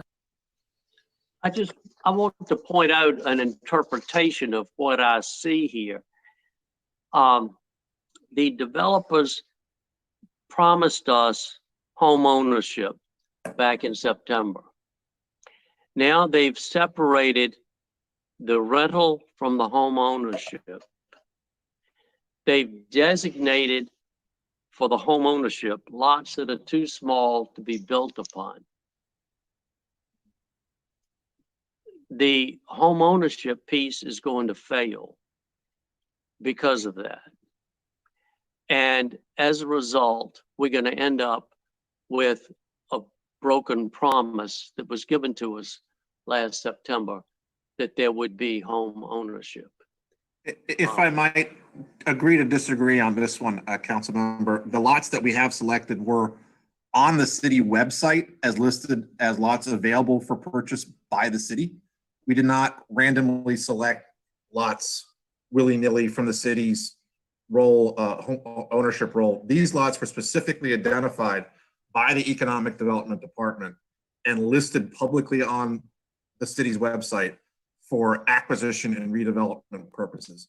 So I didn't want to get into a zoning fight with you here, but I would be one to believe that if the city's Economic Development Department thinks these lots are suitable for development and purchased by the private sector for that purpose, who am I to argue with them? We're taking the city at its word. It listed these properties. We identified these properties as ones we'd like to work with based on the ones they had listed. And we made our offer to the city on lots the city was specifically asking the public to make an offer on. And that is what we have done. Well, let me respond to that, Mr. Mayor. Just because the Department of Economic Development lists these lots does not mean that they are buildable. They are clearly not buildable. I think this is more of a criticism of the Department of Economic Development. These lots should never have been put on the list of properties available. At least should have been a disclaimer by the Department of Economic Development that these lots are not buildable. Perhaps they could be used for some purpose other than building. I suspect that all of council remembers that the same Department of Economic Development previously listed creek beds, wetlands, ravines on the city's list of properties available for development. I have been deeply disappointed with the degree of thought that the Department of Economic Development has put into this whole disposition process. So I have nothing more to say on that. Thank you. All right, Councilman Myers.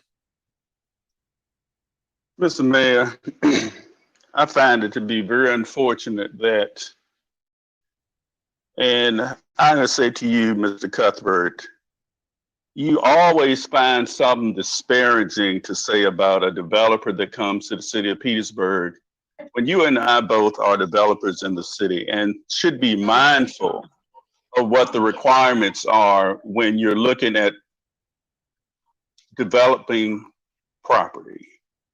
If the property does not conform and they have to do their due diligence, then at that time, upon the finishing of their due diligence, and they determine that the property is not suitable to rebuild, to build on, or to improve, they'll make those adjustments. But you need to give people a chance to do so.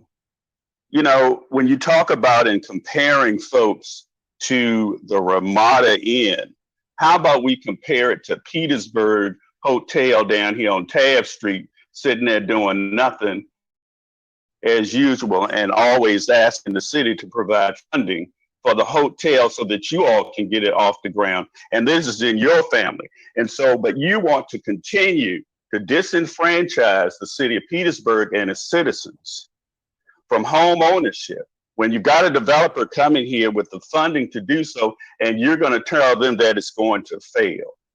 Well, you know, Downton Debbie is unfortunately, you know, not the way to go when we're trying to rebuild a city that has been ravaged and disenfranchised for many, many, many years. And now here we have the opportunity to rebuild our city, to give our citizens a beautiful place to live, work, and play. And every time a new developer comes into the city, your conflicts of interest kick in. And I have to say to you that I am very disappointed in you. Very disappointed. It makes no sense that we don't allow developers to come in here to help us to rebuild this city. And we always talk about taxes, and what we got to spend on taxes.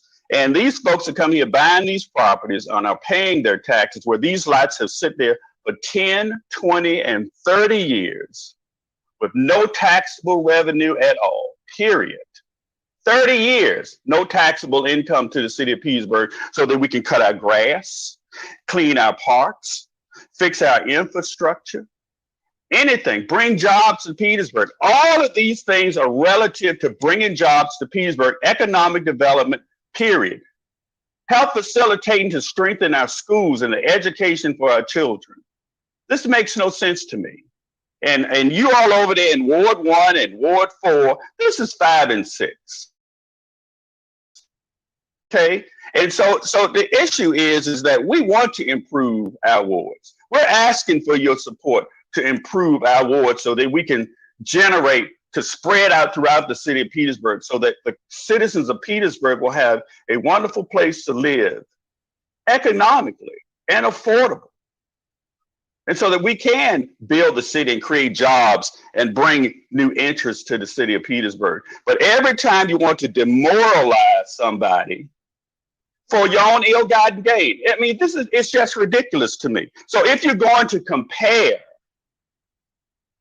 the Ramada Inn, then compare it down there to Petersburg Hotel down there on Tabb Street and stop doing what you do. Anyway, so thank you very much. It makes no sense to me. Thank you, Mr. Mayor. All right, we have a motion and we have a second on the floor. Madam Clerk? Councilmember Cuthbert, No. Councilmember Wilson Smith, No. Councilmember Myers, Aye. Councilmember Hill, Aye. Vice Mayor Smith Lee, Aye. Mayor Pern. Aye. Motion's passed. Thank you all for believing in the city of Petersburg. Item 8I, we have a public hearing for July 20th, 2021 for the consideration to amend and readopt ordinance 14, ordinance 24 regarding the procedure for citizens desiring to change the name of public and private streets in the city of Petersburg. Yes, Mr. Mayor. Tina? Good afternoon, Mayor, members of council. We have a public hearing in regards to the renaming of the street name change policy, as well as the changes to the ordinance that was presented by the city attorney to us as he was assigned to review the policy by council.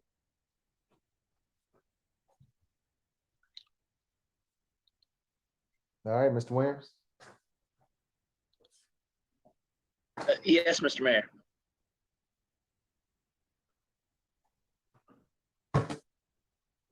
All right, this is the revision of the street name changes.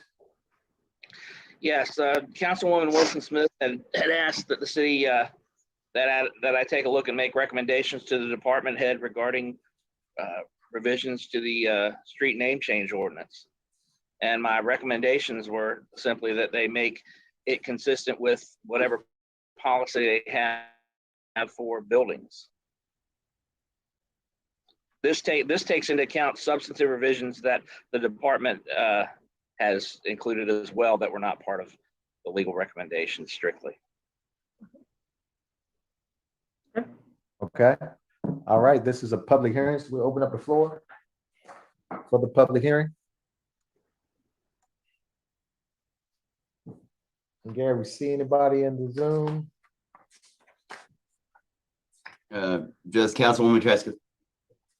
All right, well, we'll close the public hearing then, and we'll go to Councilwoman Wilson Smith. Thank you. I want to thank Mr. Williams and Ms. Ennis for working on this little small project. I think that for as much work as they have done, that I am very appreciative of, there are still some things that I think we do need to look closer at. First of all, that we don't have an ordinance that I know of which addresses buildings.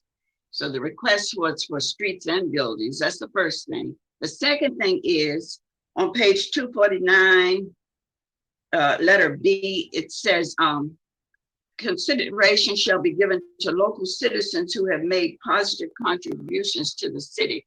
That statement is so very broad. I think we should have criteria.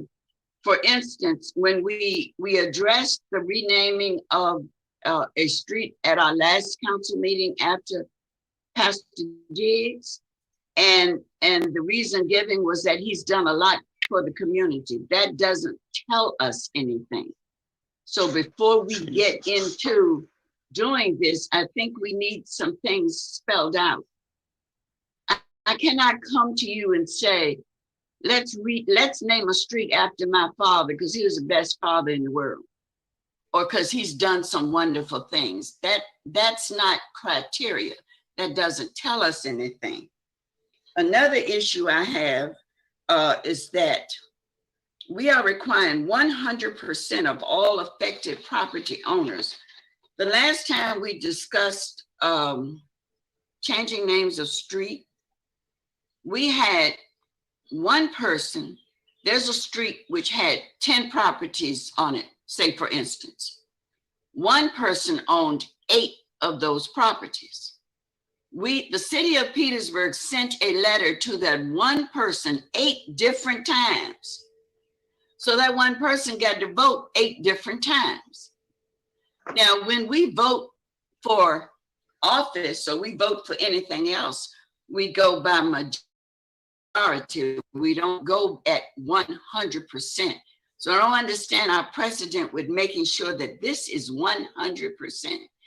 And if out of those 10 properties, if 2 of the houses were occupied by renters, then that same person who owned the other 2 houses would have had 10 votes, not the people who live on the street, not the people who the name change would have actually affected. So I think that that's something that we need to look at, and we either need to decide if we want this to be a street name change policy and or a building name change policy, or we want 2 separate things. And we also, I just think we need to take this draft back to the board, and we must have criteria. I think we also have to look at those people or persons who has reached national acclaim, people from Petersburg who has reached national acclaim, as opposed to just anyone who resides in the city or are doing things in the city. I pointed out to Mr. Williams that currently we have the Andrew J. White football field named after a pastor. We have, although we don't use the word pastor, let me be sure that's straight. We had the McLaughlin Avenue or street named after a pastor. We voted for Diggs, named after a pastor. Down on Low Street, there is actually a sign which says Reverend Maddox. That was voted on in 2008 before any of us ever got on council. But the city paid for a sign which says Reverend Maddox, and I'm very a little concerned now, because with church and state, should the city have done that, and what's our recourse? Right now, we are setting a precedent for renaming of streets and things to be named after our pastors, which again, I have to say, I have nothing against the pastors. But when we have people who were born in this city, who did great things in this city and put this city, made things for us in this city, who have reached national acclaim, this policy does not adhere to any of that. So my motion is that the Mr. Williams and Ms. Ennis go back and add or consider these things that I have stated to put in this policy. Second. Any discussion from members of council? I just want to say, just for the record, that The ones that we have, McLaughlin Way is the entryway to his church, that his church members wanted, and it's not a street, it's actually a cut through to the church. And also the Poplar Lane that was changed is the back alley with no homes on it. So this wasn't any streets with homes on it, names changed. And I don't think any of our prominent Petersburg people deserve an alley like most of the pastors have gotten going to their church's name after. Right. So, Council Myers? Oh, I'm not. Just thinking, Mr. Mayor, that although I agree with some of what Councilwoman Wilson Smith has said, I don't all agree that you have to be nationally known to have a street named in Petersburg after you. That should not have to be a requirement. I believe that if the application is substantial and everyone recognizes what the individual has contributed to the city of Petersburg, I think it should stand on its own merits with respect to whoever is deciding, or proposing the naming, and provide substantial evidence as to why their name should be there. When we talk about Reverend Diggs and Reverend McLaughlin and those folks who have done huge economic development and provided services to our citizens beyond what we believe that they have done in the church. Just going to church there doesn't mean they just put his name there to say they put his name there. They have reached out into the community and served. Mhm. And in their service, I believe alone, where many have not served, many have not done anything, who think they deserve their name on a statue here in the city of Petersburg.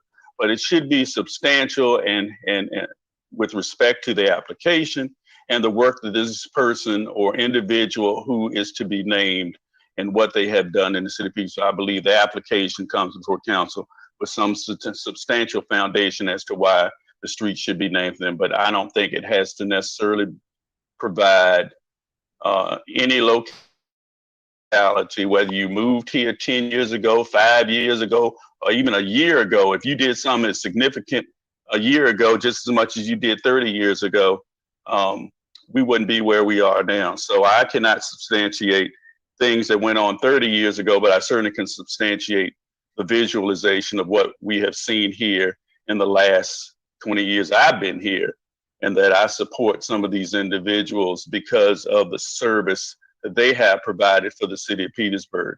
So it doesn't matter if you're a local, non-local, or whatever, or your but your contribution to the city of Petersburg is what should be most important. Thank you very much. All right, Mr. Williams. Yes, Mr. Mayor, and just as a matter of clarity, I did go through, and it's not in the draft you have in front of you. It actually, I prepared it and provided the public utilities director.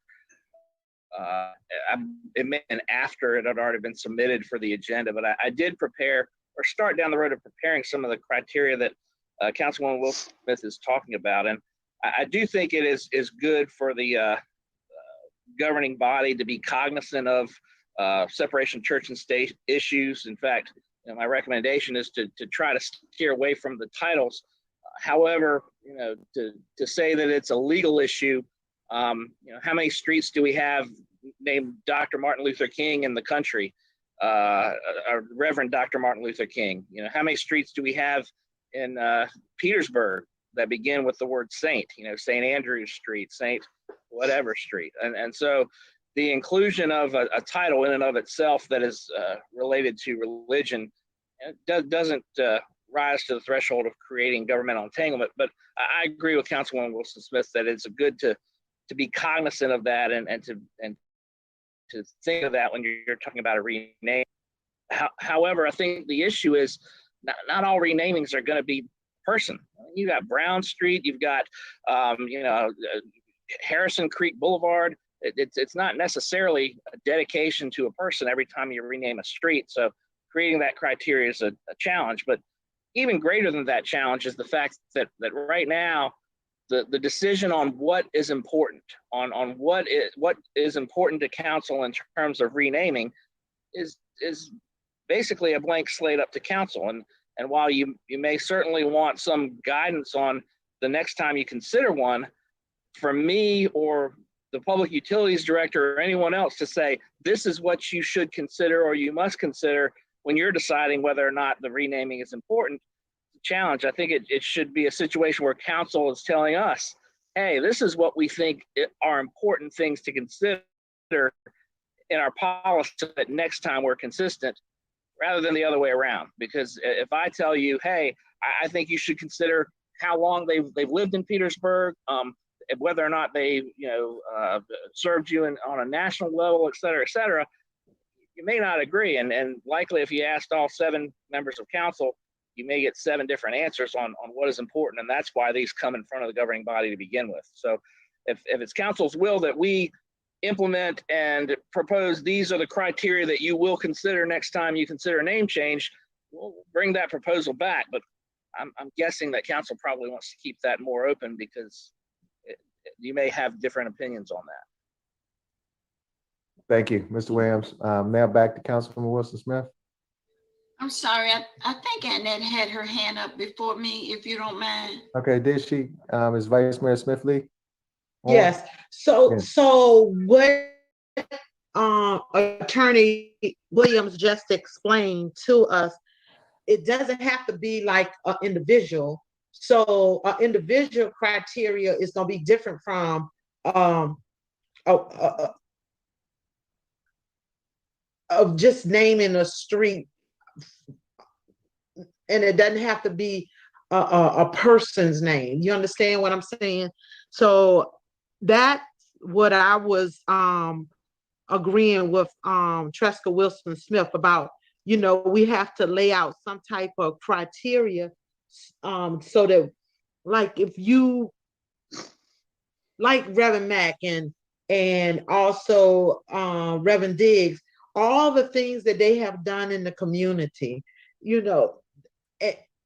quite naturally, they've done a whole lot. So I feel as though they have met the criteria to have gotten the lanes to be named after them or street or whatever. But I'm just saying that we do have to have something in place, some guidance and some criteria, so that you're not just gonna name a street after Annette Smith Lee. What did she do? Or someone who has really done something. They have contributed to the city. They help kids. They've done cleanups. They've done this and that within their community for years and years. Or like Attorney Williams said, that it might, like Howard said, that you might have somebody who's just been here 5 years and have done something tremendous for the city. But I think that we need some type of criteria and guidance within the language of this. All right, thank you, Vice Mayor Smith Lee. But look, at this time, I want to ask Mr. Williams, how are you, because I know your workload, I would hate to add anything else to you. Do you have the time to add this type of thing to your workload, being we have a lot of legal things pending? Sure. Yeah, that it's not necessarily a time issue. It's that there's no legal standard I can look to say you must consider X, Y, and Z when you're deciding the name change. It's just my personal opinion. So that's why I've said again and again, it's really not a legal issue. It's you tell us what's important to you. You may believe that someone's longevity in the community is more important than an individual accomplishment. I don't know that because it isn't an issue that comes up in the law. It's an issue that comes up in the opinion of those who are leading the city. And so again, I'll certainly give my personal opinion if you want it, but it's worth about what you pay for it, which is zero. It really should be a council. These are what we think are important, and then put these into the policy or the ordinance. Right. Okay. Thank you, Councilman Hill. Yes, Mr. Mayor, I think that we should talk about this at our retreat. And if everyone come together, if you have something, a strong opinion about something, which, some do, I think we can talk about it there. And then we can direct the city attorney to put it in a form. And then it may be a situation where some may not even want to even mess with it like that. So I think we can talk about it then, as opposed to hashing out right now. I agree. Next, well, let's I agree go too. back to Councilmember Wilson Smith. I just simply wanted to elaborate on some things that were said. I voted yes for McLaughlin Lane or Way. I voted yes for Diggs. I have supported and voted yes for the street names that we have changed. So my comments had nothing at all to do with the individuals. All I'm simply saying is that if we're going to do something and we're going to do it, we need to have some type of direction by way of a policy or an ordinance or a resolution, and not just do things willy-nilly. And so I'm trying to be sure that we have such a document in place and pointing out what it is within this document that we're being presented that may not afford us that. If we want to address within the document people who've had national acclaim, we do so in the document. If we want to address citizens in the city, we do so in the document. That's all I'm asking. I'm not asking us to choose one person over another, a minister over a lawyer or anything. I'm just asking us to have something clear and precise to give us the guidance that not just us, because if we're not on council in the next 8 years, somebody else will be. And you should leave something in place that gives people that guidance. Yes, and I just want the record to state that no one on council initiated this. The churches followed the policy we had in place, and it came to us and it voted on, so they followed the policy that we have in place. This wasn't something that any council person created and just put on the floor. They followed the process and it came to us and we voted yay or nay. So if we wanted to come up with something to restrict the public on what they can and can't do, is basically what I'm hearing, because for the record, this was not a council decision to create the policy that we put in place. We didn't do it, it was already there. So I just don't want it to get it twisted on public record that is something that council did without following the policy that we have in place. Absolutely. Yep. Mr. Mayor. Council Myers. Can we table this until, as Councilman Hill directed or stated, until our retreat? Yes, that's fine. That's a motion. Yes, sir. I second it, Mr. Mayor. Now a motion to table it. Any discussion? If not, Madam Clerk, would you please call the roll? Councilmember Cuthbert. Aye. Councilmember Wilson Smith. Aye. Councilmember Myers. Aye. Councilmember Hill. Aye. Vice Mayor Smith-Lee. Aye. Mayor Pern. Aye. Motion's past the table. Item 8J is next. We have a public hearing and second reading, consideration of adoption of an ordinance to authorize the acquisition of property in association with the Southeast Petersburg water infrastructure upgrades. This from Mr. Williams.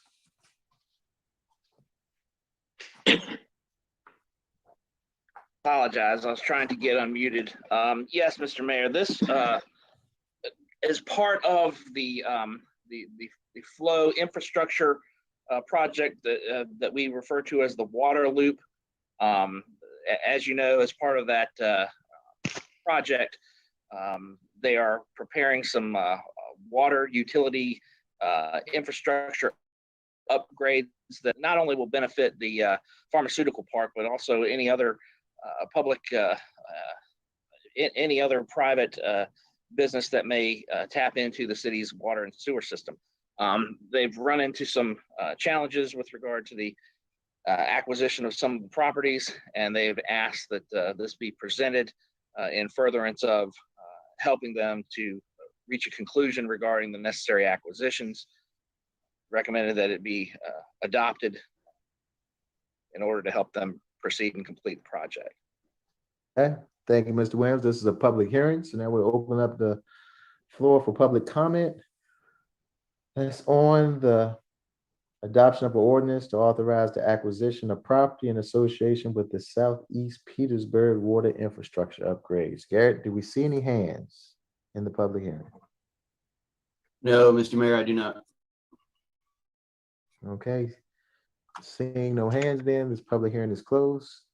Next, discussion or motion from members of council? So move, Mr. Mayor, in the matter to conserve time. Okay, and that's a motion to adopt the ordinance in a second? Yes, sir. All right. Madam Clerk, would you please call the roll? Councilmember Cuthbert, Aye. Councilmember Wilson Smith, Aye. Councilmember Myers, Aye. Councilmember Hill, Aye. Vice Mayor Smith Lee, Aye. Mayor Pern.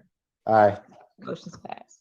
Next is item 8K, which is an ordinance of housekeeping to correct a typographical omission to section 106-30, rehabilitated real estate located in the Atlantic Coastline Railroad, commercial and industrial, federal and historic district.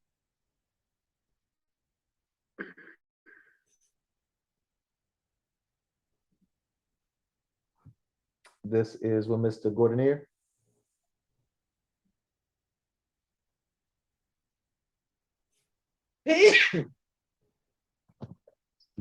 Good afternoon, Mr. Gordonier. Good afternoon, Mayor Parham, Vice Mayor Smith Lee, and members of the council. The item before you is a housekeeping item. We made several changes to this ordinance related to adjusting fees several years ago. And in the process of making that adjustment for the fees, the period of time for the program being 5 years was dropped off. So this is just a housekeeping item to reinsert the period of 5 years for this particular program.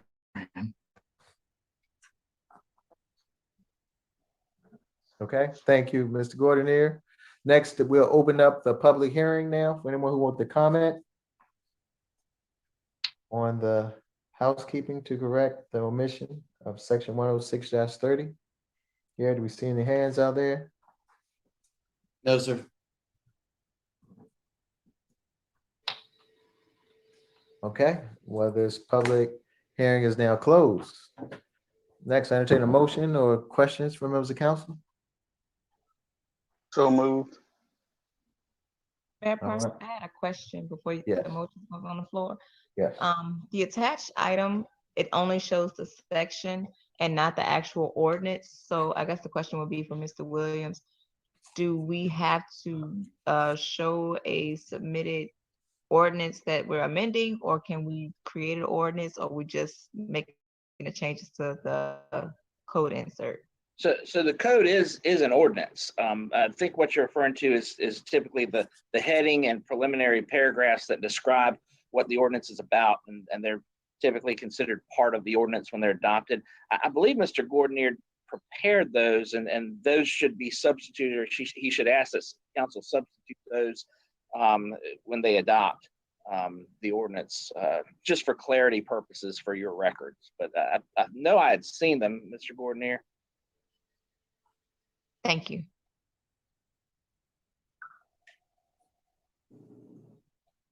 And I'd ask if he's got them. Mr. Gordonier, do you have those? I'm sorry, I'm getting glitchy. She was asking if you had the versions that have the title and opening paragraphs available for them that council may consider to adopt instead of just the bare ordinance itself. I do. That was, I believe, part of the materials that should already be there, and that only has the sections where the changes were. Okay.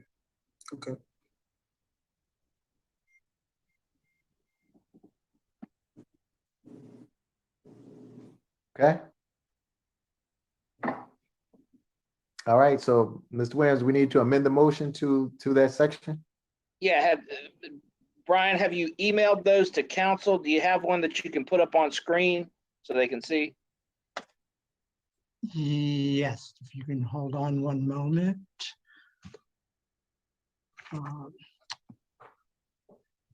Actually, may I send them to Garrett?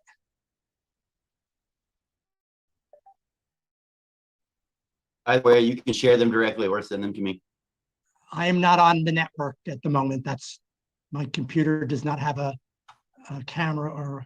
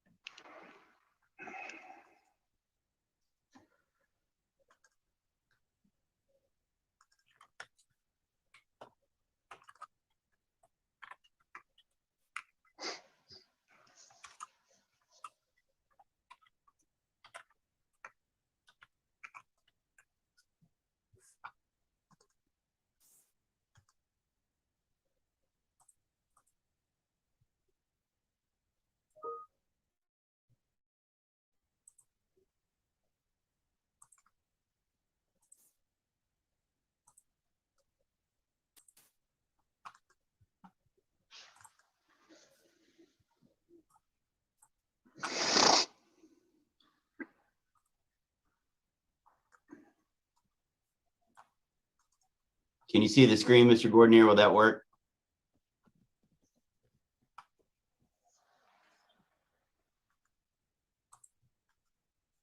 Here we go. They should be on the way, Garrett.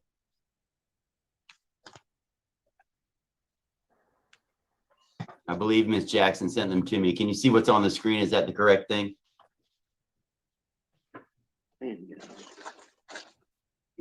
Exhausted.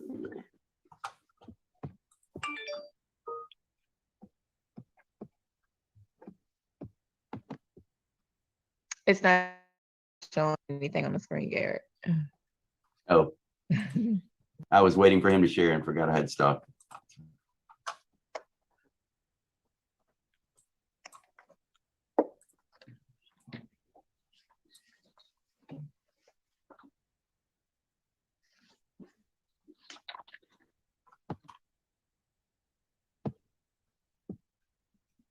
Mr. Williams, this is what you were looking for?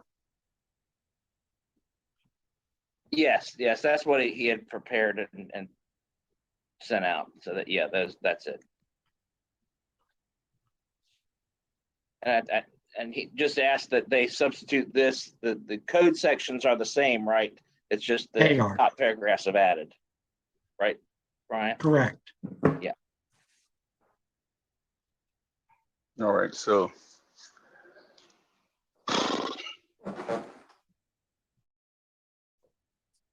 So you want to amend the motion to add the highlighted area here, Mr. Williams, Attorney Williams? I recommend just amend the motion to adopt the substitute ordinance that Brian has presented. Okay, that's a bit, all right. And it looks exactly the same. It just has those introductory paragraphs. Okay, all right. So I move that we adopt and amend the motion that is currently visible to the council. A second. All right, we have a motion and a second. Madam Clerk, could you please call the roll? Councilmember Cuthbert,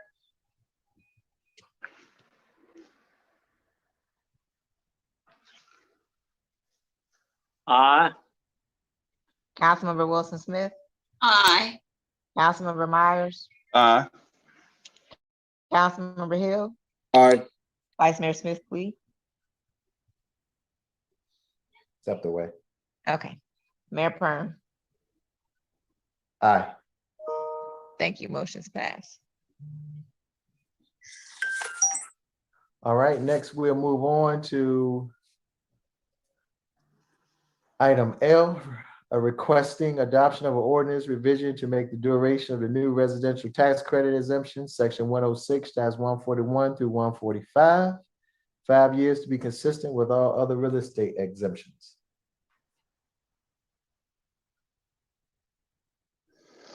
This is an item that we bring to you because several years ago, in 2017, all of the real estate exemption programs that had a 10-year period were reduced to a year period.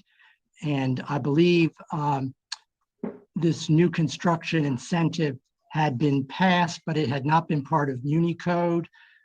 So I believe that it was overlooked. So I'm bringing it to you and recommending that it be brought in to be consistent with all of the other programs with a 5-year term. Mr. Mayor, Yes. if I recall, we did adopt this. Has Madam Clerk been asked to find the ordinance in which we adopted with respect to this? Because I know we did reduce it from 10 to 5 years.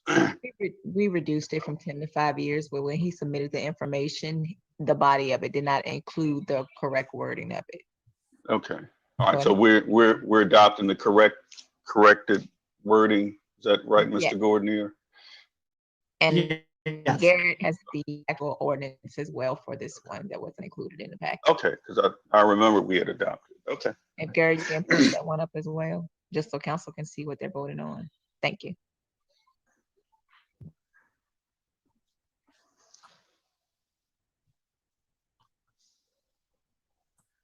Because that was a huge step for the city. Yeah, I remember that. Yeah. Yep.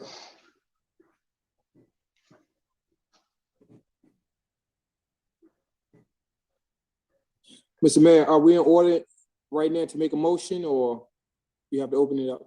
I'll open up the floor for the public hearing at this time. Garrett, we see any hands? No, Mr. Mayor. All right, well, back to members of council. Anyone would like to make a motion? Mr. Mayor, I make a motion that we accept the ordinance in the revision of it. Second. Second. Okay, go ahead. Okay, with a motion and a second. Madam Clerk, would you please call the roll? Councilmember Cuthbert. Aye. Councilmember Wilson Smith. Aye. Councilmember Myers. Aye. Councilmember Hill. Aye. Vice Mayor Smith Lee. Aye. Mayor Perm. Aye. Motion's passed. Thanks, Garrett. Okay, next we'll go on to item 8M, which is a public hearing, second reading and consideration of adoption of an ordinance to adopt section 74-213 of the city code prohibiting the possession, carrying, or transportation of any firearms, ammunition, or components thereof in specified public places. Councilman Cuthbert. Thank you, Mr. Mayor. I did propose this. I suppose we are at the point of having the public hearing, and then I would like to make a motion. Okay, sure. Just gonna give a little background. Effective July 1st, 2020, the Code of Virginia, section 15.2-915 was amended to authorize localities to regulate the carrying of firearms and ammunition in specified public places. This ordinance is being proposed to implement such regulations in the city of Petersburg. And at this time, we'll open the floor for the public hearing for the ordinance to adopt section 74-213 to the city code. You have Taylor and Ron first. Okay. Let's go with Mr. Moore. Yes, sir, Mayor. Can you hear me today? Yes, we can. All right, thank you. Just briefly, by the way, I didn't thank all of y'all for voting for me to participate on the planning commission. I meant to do that in an earlier comment period, but I got confused with getting the audio to work, and I appreciate y'all letting me serve Petersburg while I did. Thank you very much. All right, now on to this ordinance. A few things. I know Charlie is a stickler for details through prior testimony today. I know Councilor Cuthbert has mentioned the Constitution, procedures. Does someone have the right to, is it on or off ABC? It's not written clearly. This procedure, outside of, in my opinion, violating my constitutional rights to bear arms on public roadways, is not procedurally enforceable or defined in such a way that someone they would want to follow a law, if a law like that was out there as an example, can even follow it. Now, what do I mean by that? I live across the street from a park, Berkeley Park. It's a little park. Someone in the community files for an event there. I'm not aware of the event. I come out my door in the morning. I have an emergency. I have to take my wife, who's expecting a baby, to the hospital on a roadway. I could be subject to being guilty for a misdemeanor when I haven't done anything but walk out my door. Now, there's no procedure to alert the public on what when and where a permanent event would take place. And then on top of that, there's also the mention of events that are not permitted. What does that mean? Do you mean a protest? What are you talking about? Now, as you know, Central Park, let's talk about the big park, Poplar Park, I think it's called, on Sycamore. I have to go down the road, it's an emergency, whatever. I'm transporting my arm. In my glove compartment, there's a whatever that the city deems a event that would fall under this ordinance. And then I'm pulled over and I get a misdemeanor, or I'm impeded on my normal way of lawful travel to go to an emergency or to go out of town on vacation or any other reason that I should be able to freely move on these streets. Now, that's part of my problem with this. Another part of the problem is city parks. What about Wilcox Lake? It's remote. Need I remind the city council in Petersburg that the Department of Corrections and the sitting governor took it upon themselves to release someone prematurely that's residing in this jurisdiction. I think you know what I'm talking about. Now, would it be right for a woman who's by herself in Wilcox Lake exercising to not be armed and reasonably protect themselves? I saw the words and I appreciated that Mr. Cuthbert mentioned in regards to Willie Noyes, but I do not believe that Willie Noyes would support this. I believe that Willie Noyes was exercising his constitutional right to bear arms in a public space and defended himself against someone that took his life. I think this is wrong until you come up with clear procedures on how you're going to notify someone. Keyword procedure. How are you going to notify someone that doesn't know otherwise? How about gun confiscation? What if there's an emergency? These are practical things that are very problematic in the way this ordinance is submitted. So I hope that you will table this until you figure out how to implement it so that it's done in a reasonable manner, especially with non-permitted events. That's very vague. It's not defined. Buildings are defined. You know where they are. You might know where a park is, but you don't know where an event is. For us that have families or building families that are busy working or business people, we don't have time to run around and look at public events on some spreadsheet. We're busy. I should be able to get in my car and go where I want without worrying about this. So that's my opinion. I hope you table this. I think it's well intentioned, but I don't see it doing anything. And by the way, in front of my house, there was a shootout. I had to pull my wife, who was pregnant, to the floor, and my neighbor's car had a bullet shoot through it. This is not going to do anything but impede me from what I feel is just normal self-defense. I don't think it's going to do anything. If you feel like you don't agree with that, I'd like to see the statistics where you can prove otherwise, because I don't think you have them. We have a massive problem here. Gang violence, fireworks, trash, speeding, things that we can make a difference with, and this is not going to make a difference with anybody but me, who is just one in the street somewhere. Thank you so much for your time. Again, I appreciate the time serving on the Planning Commission. Thank you, Mayor. Thank you. Next, Garrett, we have another hand raised. Yes, sir. D. Tipton. Yes. Studio 7. Hi, I've never spoken at one of your city council meetings before. I appreciate the opportunity to do so. So I'm a little late in the game, but Name and address, please. I'm sorry, this is Denise Tipton. Yes. My home address is in Chesterfield. My business address is at 20 West Old Street. Thank you. Thank you.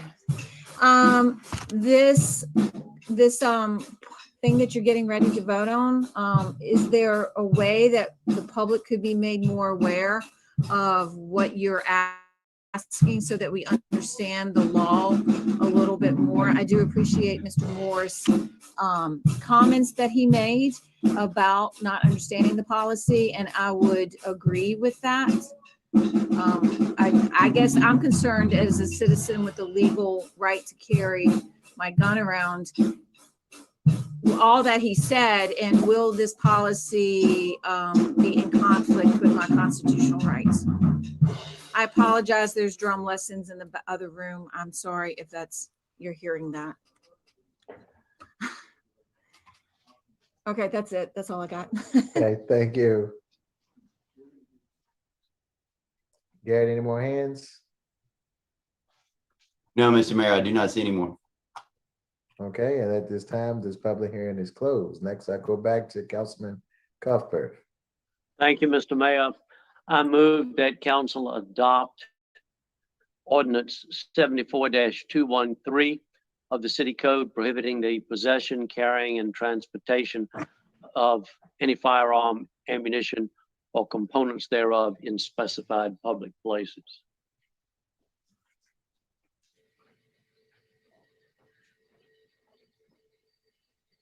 Motion by Councilman Cuthbert.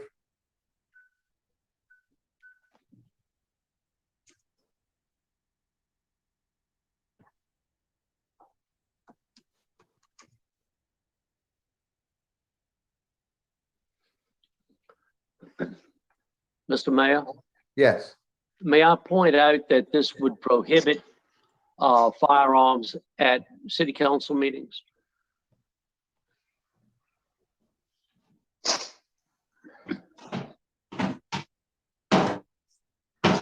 All right, we have a motion by Councilman Cuthbert. Mr. Mayor? Yes, Councilman Hill. There's a motion on the floor. I was waiting for somebody to second it so we can call for the question, but I think we have to, with the public, I think we have to see exactly, name the places where we don't want them to carry firearms. I mean, the citizens put up some good points. I want to support this motion, but it's kind of vague. I can understand not carrying a firearm in the library. I can understand not carrying a firearm in City Hall or carrying a firearm at a city council meeting, things of that nature. But you know, if you're in a park, unfortunately, somebody's jogging. I see people jogging all the time, and they have a sidearm on them. So if we can be just a little more explicit, and I think the citizens will see what we're trying to do. But it's kind of vague, and I want to support it, Councilman Coupler, but I think we need to be a little more detailed. Like I said, we don't want to infringe on anybody's rights. Thank you.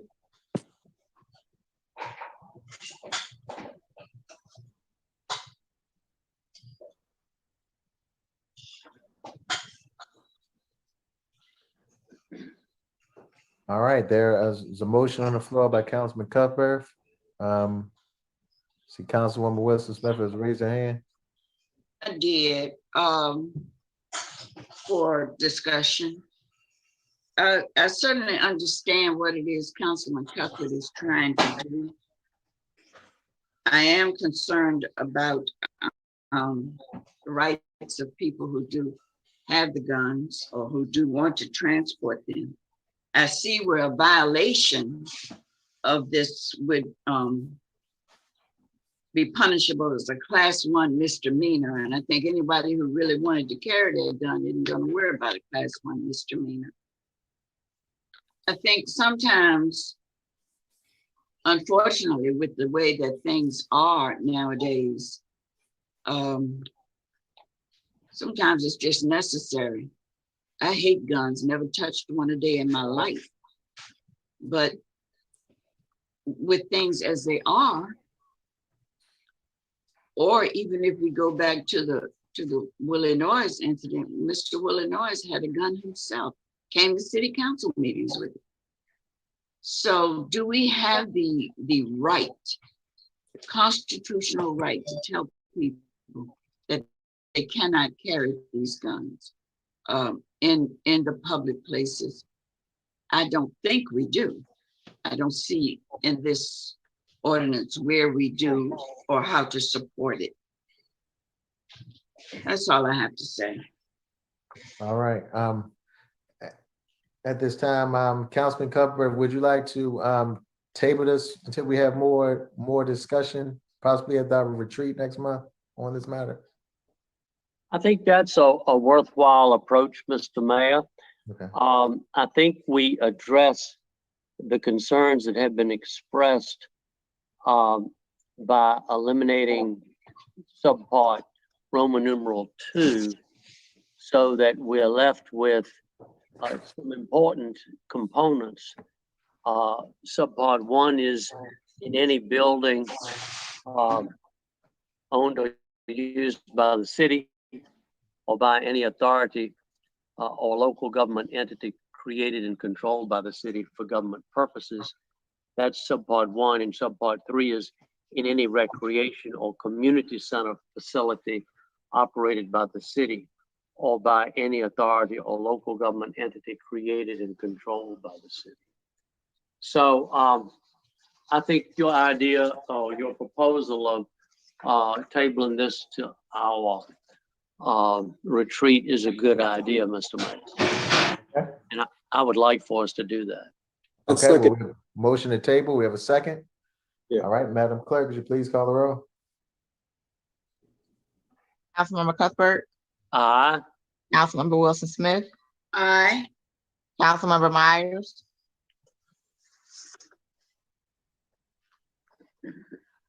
Sorry. Aye.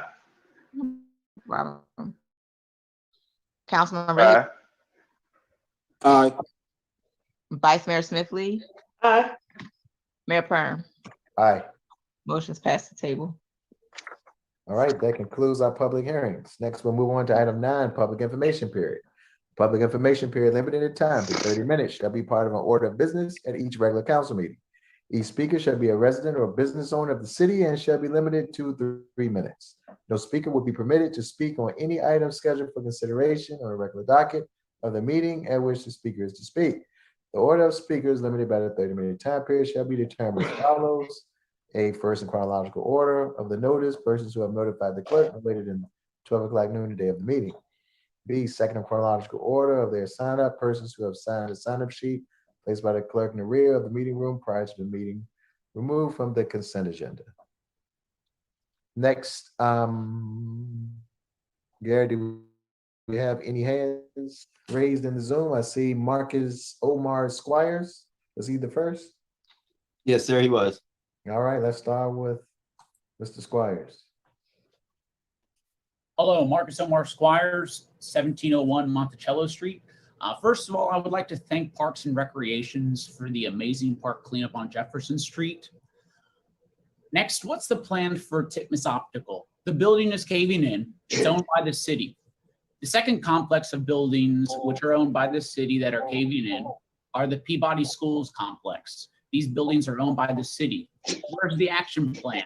As our leaders, you should be advocating for these buildings.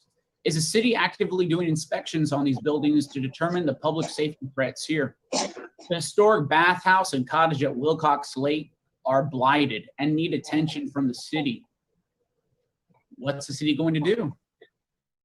And where's the presentation on the dam at Wilcox Lake? I was told it was structurally compromised. Does council know about this issue? Would the city be willing to hear a presentation on making Cooper's Field into a dog park? The major components are already there, and the field has not been played on for years. We need to re-energize that section of the city. Each time I go back there, something illegal is usually going on. Just recently, there was a death there. Can we look at making this space utilized by the community again? What is the city's plan for the AP Hill Community Center? What is the city's plan for getting reinvestment into the Walnut Hill Business District? Many businesses are moving out. The city should look at focusing on keeping the business district alive here. The city needs to look at its vacant housing fee and violation fee schedules. They're not very efficient. What is the city going to do about the hotel at the intersection of Wythe and Crater? Almost 140,000 people visit the Petersburg National Battlefield each year, and they're driving through this portion of Petersburg, and it's very blighted, run down. There are women standing on the corners. I'm not sure exactly what they're doing, but it doesn't set for a great image for, almost 140,000 people driving through Petersburg. Not sure if they're going to actually continue down Washington and visit the historical district, or if they're going to get back on the interstate and go back to Colonial Heights, where a lot of them are staying in the hotels over there. This is all just food for thought. Thank you so much for your time and consideration, and have a great day. Thank you. We'll move on now to next, Garrett. We have. Hey, Mr. Ronnie. Yes, Mr. Moore. Yes, can you hear me, Mayor? Yes, we can. Yes, I just heard testimony earlier, or I just in reviewing or preparing for today, I saw some prior testimony regarding to the city parks that we have, and discussion about whether or not the city can maintain the parks. I would like to suggest further use of the inmate program to take care of the parks, and also assistance with Blandford Cemetery. I think we need to keep the parks, and we need to find a way to make them more attractive and make them work, because they give a wonderful environment for us to live here in Petersburg. It's one of the reasons that my wife and I love moving here, because we have little teeny neighborhood parks, we have larger parks, and they make us happy when we drive by them. I think that defunding them or eliminating them or making them less is the wrong direction to go in. Can you get that soap powder and stuff out the back of my car? And then the last thing again was to reiterate that the inmate program, where they were cutting the grass, I've seen this in effect directly in front of my house, and they did a really good job. They trimmed it, they did the edging that's not being kept up in the city, and I hope you grow the program to fill the deficiency that Councilman Myers mentioned in being able to fund grass cutting and things like that. That's all I've got today. Thank you for your time again. Okay, thank you. Next, we'll move on to Mr. Giovanni Brusto.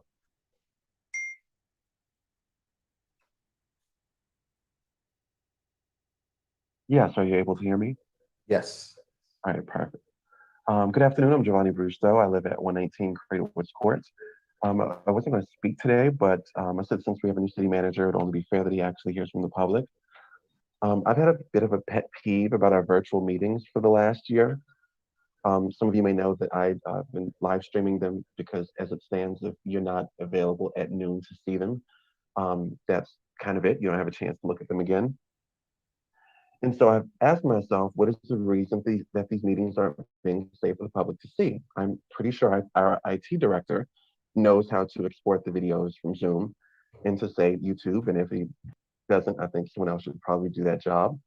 The meetings chaired by the mayor, I know that, so I'm not sure if there was a directive to not have the video saved, or what other reason there might be. I know that we have a new communications director, the one who left. I knew of, something tells me that that's not something that came from her. But with that being said, and again, we have a new comms person. There is the council clerk, even though I know that she's mostly responsible for the administrative portion. But just with that said, I'm not sure who is responsible here, but I believe that someone somewhere along the way had the idea of making these videos public, as has been the case for most of the municipalities over the last year. And so if we're not going to do this, then I think that it should be mentioned or addressed as to why is it that we can only see our council meetings at noon in the middle of the week, and otherwise you'll never have a chance to see it. And also know that the public comment period, as it is transcribed, is nothing like what is actually said for those who attend. So I just would like to ask you all to please consider making our council meetings public. That's all I have. Thank you.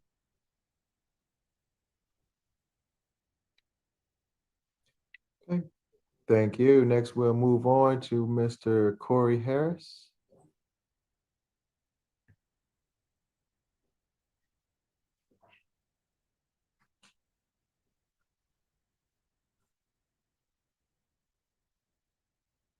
Good afternoon. Can you hear me? Yes, we can. Good afternoon. Corey Harris, 2316 Anderson Street. First, I want to quote someone by the name of Victor Hugo. There's always more misery among the lower classes than there's humanity in the higher. What is more important when it comes to rebuilding a city? Blighted homes, benches, dog parks, or poverty? Am I saying these things aren't important to others? No. I'm asking what our priorities are. Should we ignore the decades of poverty in a city that's been over 20%? Or should we pretend like hope is going to save the day? What I do not understand, and this is something that Councilman Cuthbert has been saying about major retailers, coming to a city with such a high poverty rate. I agree with them. I do not understand why this isn't a top priority in this city. And I have not understood this even before all of you got on council. As some of you know, I have been doing a lot of research and I created something called for a extending. And for over 60 years, there has not been a push to decrease the poverty rate in this city. 60 years. And I simply do not understand it. Our people are suffering. Less than 24 hours ago, there was a woman on her knees, hot sun, crying because a child overdosed in the city of Petersburg. Is that a topic? No, it isn't. A mother lost her son when it comes to COVID-19. Is that a topic? No, it isn't. I am so disgusted, and I've been disgusted with this government, not just the current government, but for quite some time. Because I've lived in poor neighborhoods and I know the struggle quite well. You can't say that you love a city while you ignore the struggles of so many. Thank you very much. Thank you, Garrett. Who is next anymore? Mary Howard is next.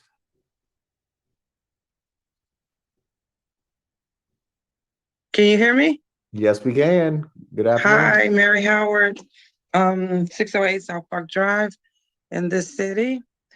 First of all, I would like to say that I want to inform you all that I am working with Southside Community Development and Housing Authority, who is available to help our citizens here in the Crater District area with rent release. So, and let me give you a number, 804-928-8993.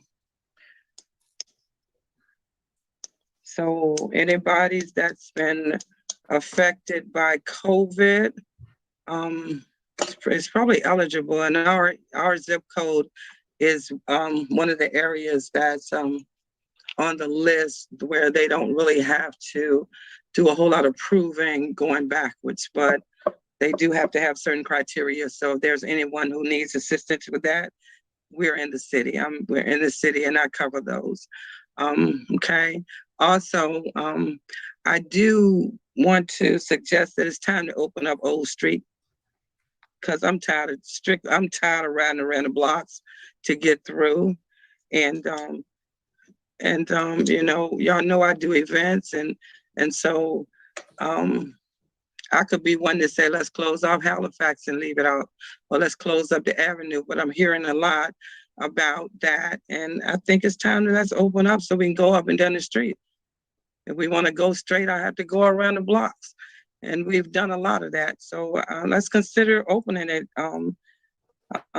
city councils. Okay, thank you. That's all I have. Thank you. Okay. Any more hands in the Zoom? Garrett? No, sir. All right, this public information period is now closed. Thank everyone for the comments. We'll move on to item number 10, business of reports from the mayor or other members of the city council. Let's start off with Councilman Cuthbert.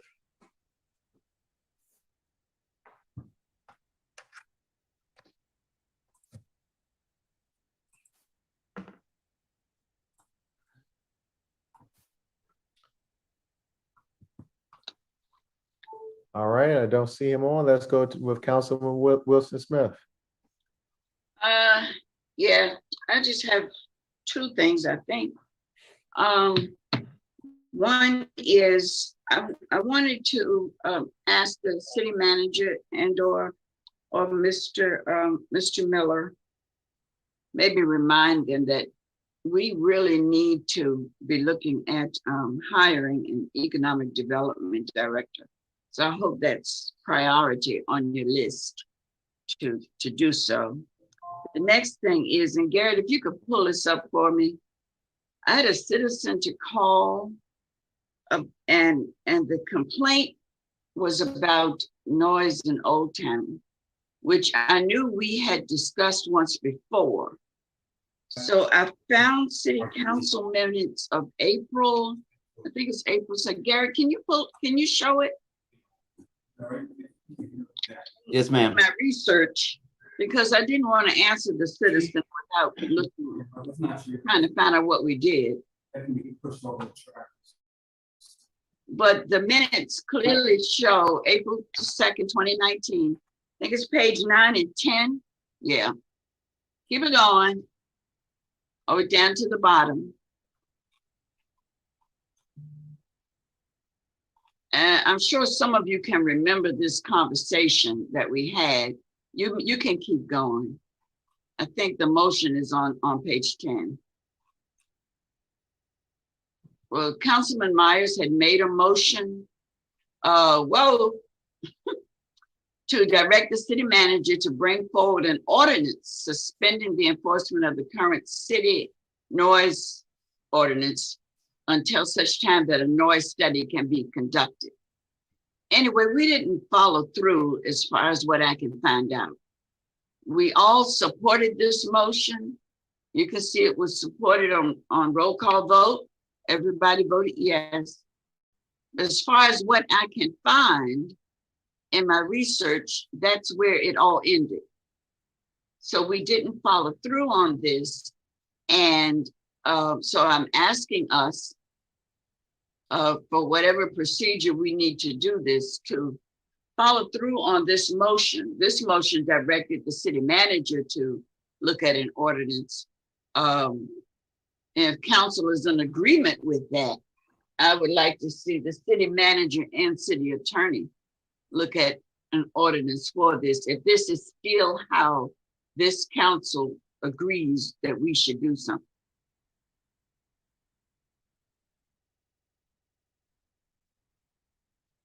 The bottom line is we dropped the ball and I want us to pick it up again so that we don't have anything dangling out there, that's all. Counselor, can I ask a question, please? Yes. All right, I just want to be clear. you received a complaint about excessive noise, and you would like for me to suspend the noise ordinance, meanwhile pending the study? Well, I did receive a complaint, a most recent complaint.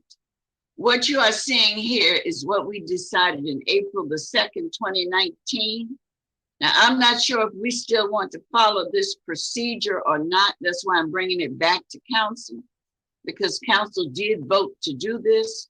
It may not want to still do it as it is stated, but we do need to do something to follow up and get this taken care of. Yes, ma'am, we'll research that. I would ask that if you are receiving complaints about noise, that we withhold the suspension of the noise ordinance until such time as I can do further study. Otherwise, there would be no ordinance in place to enforce. I understand. It's the rest of, if that's all right with the rest of council, that we withhold the noise ordinance and give Mr. Terrell time to look into this. Do I need to make a motion to that? I would. Can y'all hear ask me? for that. No, but I'm not understanding what you're withholding. You're not understanding what I'm hoping. Withholding. The ordinance as it is. We have a noise ordinance as it is, and so we're saying that we're not going to abide by the noise ordinance that we currently have in place, which is what you said, Maya. You said enforcement of the city's current noise ordinance until such time that a noise study can be conducted. So we're still withholding the current noise ordinance. So if we're still doing that, what, we don't need to vote on it? I'm just being sure that we still want to do it, because what we voted on, we didn't do. If you're going to, so then I guess you should ask for him to conduct a study, since we've already approved the abatement of the noise ordinance. And basically, if it becomes enforceable, what's going to happen to your businesses downtown Petersburg if they are restricted? So I think we need to think of what the outcome is going to be versus what we have restricted in order so the businesses can continue to do their business downtown. Do we not want noise, or do we want noise? I mean, how are we going to affect, how is this ordinance going to affect that particular area? Right, and just refresh my memory, I think this came from the live bands and things you have down in Old Town at night was what the complaint was. And I think it was, the study was to find out whether you want to keep live music out there, and then for how long, if you're going to have entertainment. I don't think any boundaries were put into place, Mr. Terrell. And I think the discussion was, if you're living downtown in the restaurant area, and I think we had one person complaining about the noise, and it is to determine what is going to be the standard for operating, having a huge nightlife the way we do from Thursday right on through Saturday nights. And the crowds can get kind of loud and kind of big, and the noise, even when we had Old Town Square concerts out there, what is going to be the noise ordinance for an area like Old Town? Over here in the residential areas that we are, the noise ordinance are still being enforced. And the police are still responding whenever there is loud music or anything. So it really hasn't prohibited the enforcement of the noise ordinance. So I think the suspension was for downtown. what I am saying is that Right. we voted to do something. I'm simply asking us to follow through. I'm not asking us to follow through in support of or not in support of. I'm pointing out that I researched it because I was asked a question. In support of what the question that came from a citizen, I had to research. I did, and this is what I found. So one way or another, we need to just look at it. Let Mr. Terrell take the time to look at it, and Mr. Williams, and see what they come up with. But even if it's not this, we shouldn't have things dangling out that we have voted on and not addressed since we voted on. All right, I'm reading the minutes, and the city attorney and myself will get together and come up with a proposal. At this time, I would recommend it also be included at the retreat, since there's no council meeting in August. Okay. Thank you. The last thing I have is, since we have mentioned our retreat over and over and over again today, will you be making an announcement, Mayor Parham, about when it will be? Yes, we will. Thank you. Thank you. That's all I have. Okay, next we'll circle back to Councilman Cuthbert. Thank you, Mr. Mayor. I have nothing to bring before council. Okay, thank you. Next we'll go to Councilman Hill. Yes, good afternoon. Well, good afternoon, everyone. Glad to be on today. Just to address one thing, Mr. Terrell, can you get with the police chief when you do that study or whatever too, just to get some, some background on that, as far as, the noise and stuff like that, Sure. You may want to chief on that as well. All right. Okay, thank you. I appreciate that. So just most of y'all know, because the city manager put it in his notes when he sent out to us. Me and the city manager, we went for a ride through some parts of the city and some things that I identified to him. And I've been talking about this for a while. This is nothing new. And he and our public works director should come up with a plan on how we're going to address the grass that's growing up on the sidewalks and on the curbs.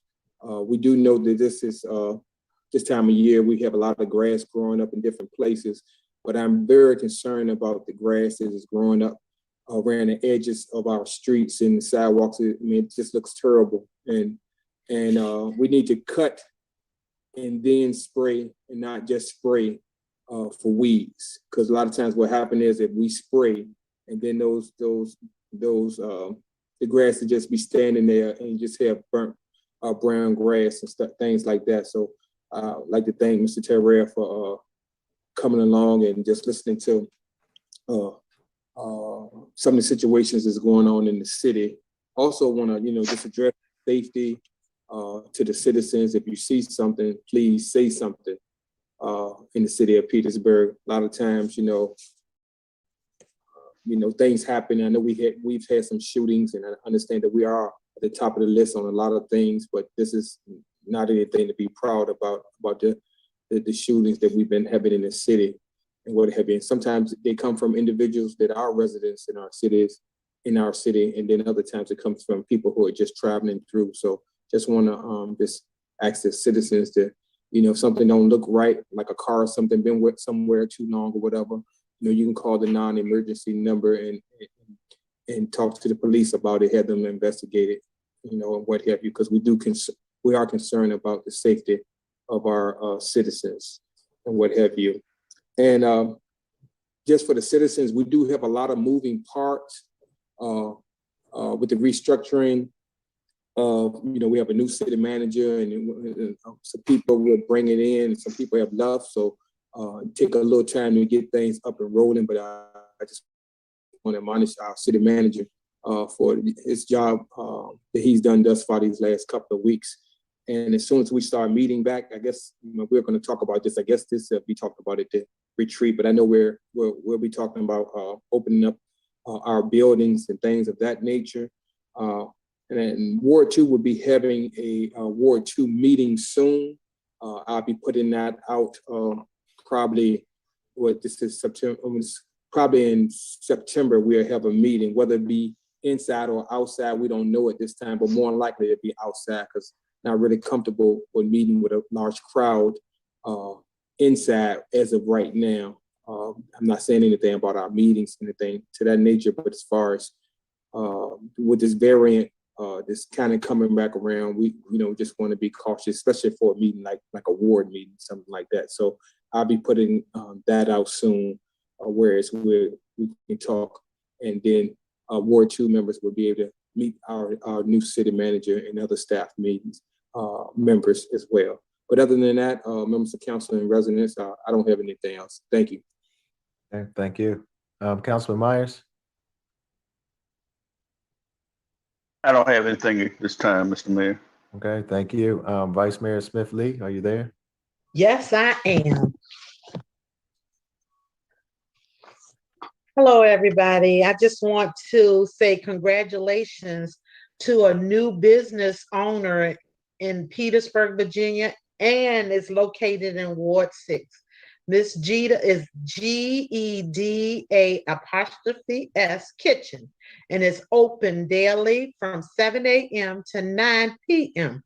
Location is at 853 Commerce Street, Petersburg, Virginia, 23803. And the phone number, they take in orders to go, 804-295-1892. This young lady is a new business owner. I believe she's not even 40 years old. So please go out and check out that restaurant on the corner of Commerce and Dunlop Street. Also, again, I think we tend to forget about our children, but congratulations to Petersburg High School class of 2021. They received over $1.3 million in scholarships and awards. So I think they should get a round of applause, and also just saying thank you to anyone that graduated from Petersburg High in the 2021 class. And Dr. Petrie Martin and the school board members, thank you all for just staying the course and making sure our kids are doing well. There is a financial workshop. It's called The Big Question, wealthwave.com. It's WEALTHWAV.com. It's tonight, July the 20th, Tuesday is today at 7:30. It's no cost and it's online, and you can register for this event. But I think that, as we get older or during the process of just being in your 20s and 30s, and if you have a job, there is certain things that I think that you should take a look at your finance. What 401k, what your 401k is, how do you go about saving money, how you spend your money, or put yourself on a budget, or how you can start saving money to buy. Say thank you to the Petersburg Parks and Recreation. Thank you, Tammy Yerby and your staff, for making sure that we got our kids out doing something. Thank you, thank you, thank you. And also thank you for grounds. There have been several things that has been happening, not only in Ward 6, but throughout the city, that no matter what I call them, they're there to take care of the matter. That concludes my report.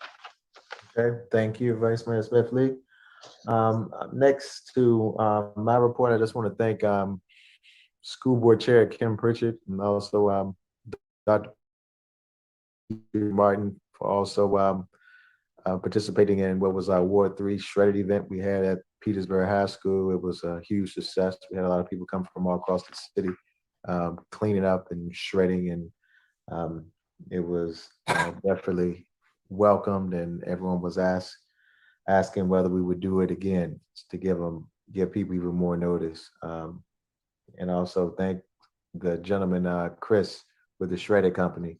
He had his son that night and still had his hospital tag on from the birth of his new baby just to come down to Petersburg to do our shredded event. So thank him and congratulations to him.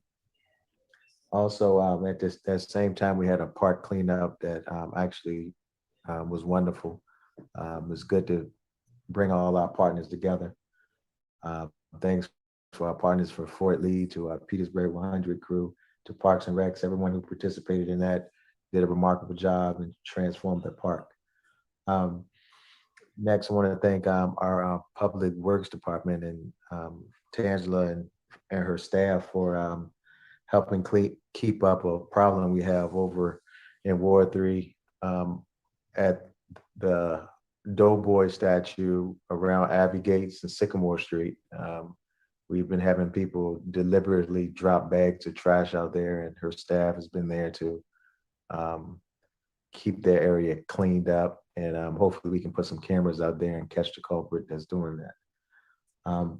Also, we will be having a council meeting next Tuesday, July 27th at 12 o'clock to do council appointee evaluations. And also we get together and get the goals set up for Mr. Terrell. And that's going to be at 12 o'clock. So mark the calendars, July 27th, 12 o'clock. And like Councilman Wilson Smith said before, we are having our council retreat. It's going to be, we're going to follow the format of last year. It's going to start on Sunday, August 22nd. After church, we're going to do a half a day. And then we're going to come right back on the next day, the August 23rd, for our full day session. And that's going to be held again over at Fort Lee at the complex over there. They're going to feed us and house us over there. And look forward to having those discussions of a lot of items that we discussed today and then some. So August 22nd, 23rd. And that completes my report. So next we'll move on to item 13, unfinished business. Item 13A was a request to adopt a resolution to designate 25 vacant parcels of city-owned real estate property with a conservation easement and removal from the property surplus list for disposition.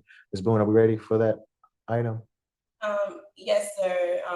Just had to make a correction to the resolution, but I have emailed it to you, Mayor Perm, and to the clerk and to Garrett as well to display on the screen. We had put 38 because originally it was 38, but I had to consult with Tangela and her team to realize it was just 25. But to move forward with the background on this item, on March 19, 2019, approximately 269 parcels were approved by the City Council for disposition. The Department of Economic Development has administered the disposition process and several properties have been sold. The Department of Economic Development continues to receive proposals to purchase and develop city-owned property from the list of properties approved by the City Council for disposition.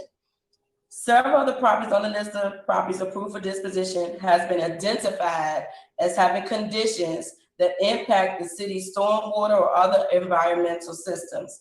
Development of these properties could adversely impact stormwater management and impact flooding.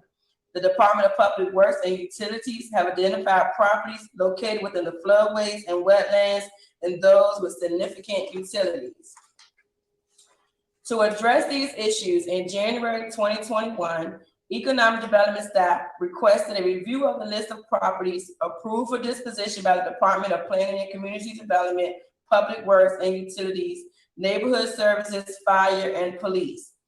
The review resulted in an identification of 153 of the 108 properties currently available for disposition had issues ranging from floodplains, preservation areas, natural drainage ways, deficient lot dimensions, and other unidentified site conditions.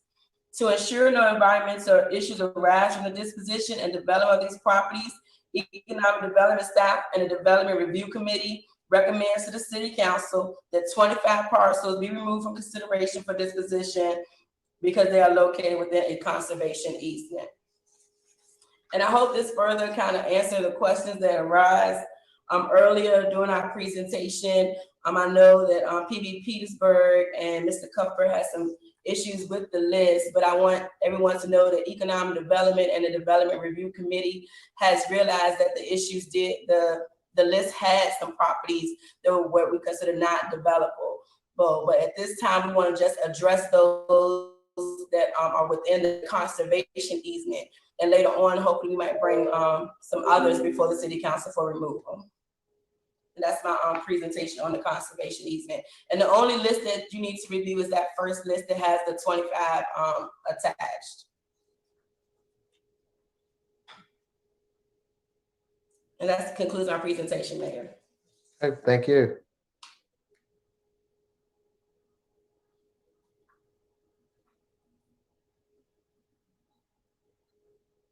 All right.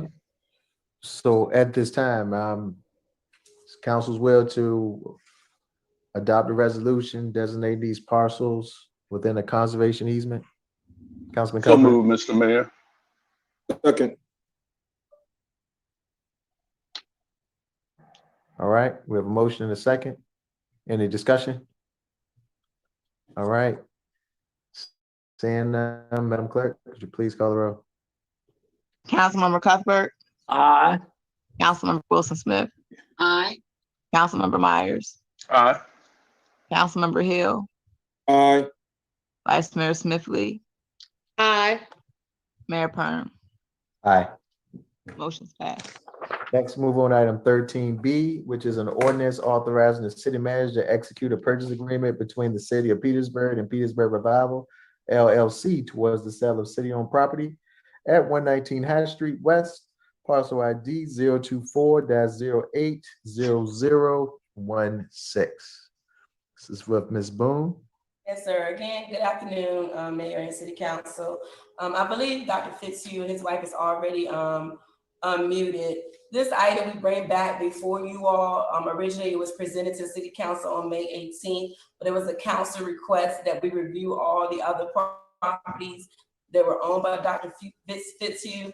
And at the beginning of this month, during the work session, planning and code and compliance did bring forth a report on those properties. Now we are bringing back this proposal from Petersburg Revival LLC through Mr. Dr. Fitzhugh for their request to purchase this property. So the background on this, once again, is the Department of Economic Development received a request from Petersburg Revival LLC to purchase city-owned property located at 119 West Hatch Street, which is currently a vacant lot. They're requesting to add this property to their adjacent property located at 1117 West Hatch Street and maintain it. In doing so, it will provide them additional acreage and access to the rear of 1117 West Hatch Street. The proposed purchase price for the parcel is $3,300, which is 50% of the assessed value of $6,600. Petersburg Revival LLC has provided financial documentation supporting their ability to purchase the property. Per the city's zoning ordinance, the minimum dimensions for a single-family dwelling in a R3 district are 50 feet wide and 5,000 square feet in area, and the minimum dimensions for a two-family dwelling in the R3 district are 60 feet wide and 6,000 square feet in area. And the property at 119 West Hatch Street does not meet the minimum dimensions for a single family or two-family dwelling. Therefore, this proposal is in compliance with the guidelines for the disposition of city real estate property, zoning, and a comprehensive land use plan. That's the end of my presentation. I'm not sure if Dr. Fitzhugh or his wife has anything to add to it. Okay. At this time, Any questions or entertain a motion to approve the ordinance authorizing the purchase between the city of Petersburg and Petersburg Revival LLC? Councilman Cuthbert. Thank you, Mr. Mayor. I move that council adopt the ordinance authorizing the city manager to execute a purchase agreement for the sale of city-owned property at 1119 West High Street, parcel 0240800016. Mr. Mayor, I would point out that there are a couple of places in 13B where by error, staff has referred to this property as 119 High Street. That's not accurate. It's 1119 West High Street. But that's my motion. Thank you. Okay. I'll second it, Mr. Mayor. All right, a motion is second. Madam Clerk, would you please call the roll? Councilmember Cuthbert. Aye. Councilmember Wilson Smith. Aye. Councilmember Myers. Aye. Councilmember Hill. Aye. Vice Mayor Smith Lee. Aye. Mayor Perm. Aye. Motion's passed. All right, next, we have 13C.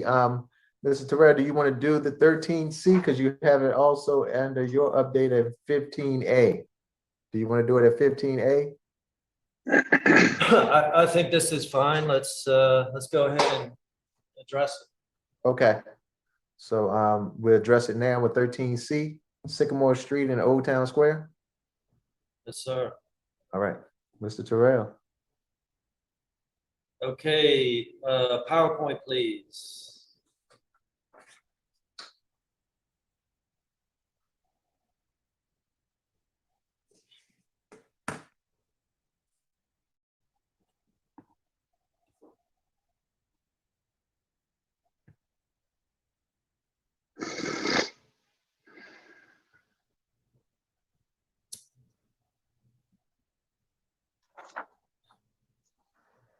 Okay, here we go. Sycamore Street Square and road closure. Next slide, please. All right, first of all, city manager assumptions. This is how I approach this study. First, the downtown revitalization. Downtown revitalization is the core, the epicenter of Petersburg's economic development. It must be given primary care and attention. The downtown's significance goes beyond itself. Any outside investor looking to come here will look at the downtown as a symbol of the community's vitality and the quality of life, as does the rest of the community of Petersburg. Therefore, it must be protected, supported, and strengthened by the city and all the downtown agents and stakeholders. The city has a duty to be an active leader in this effort. Okay, so I did visit the site to get a feel for the market there.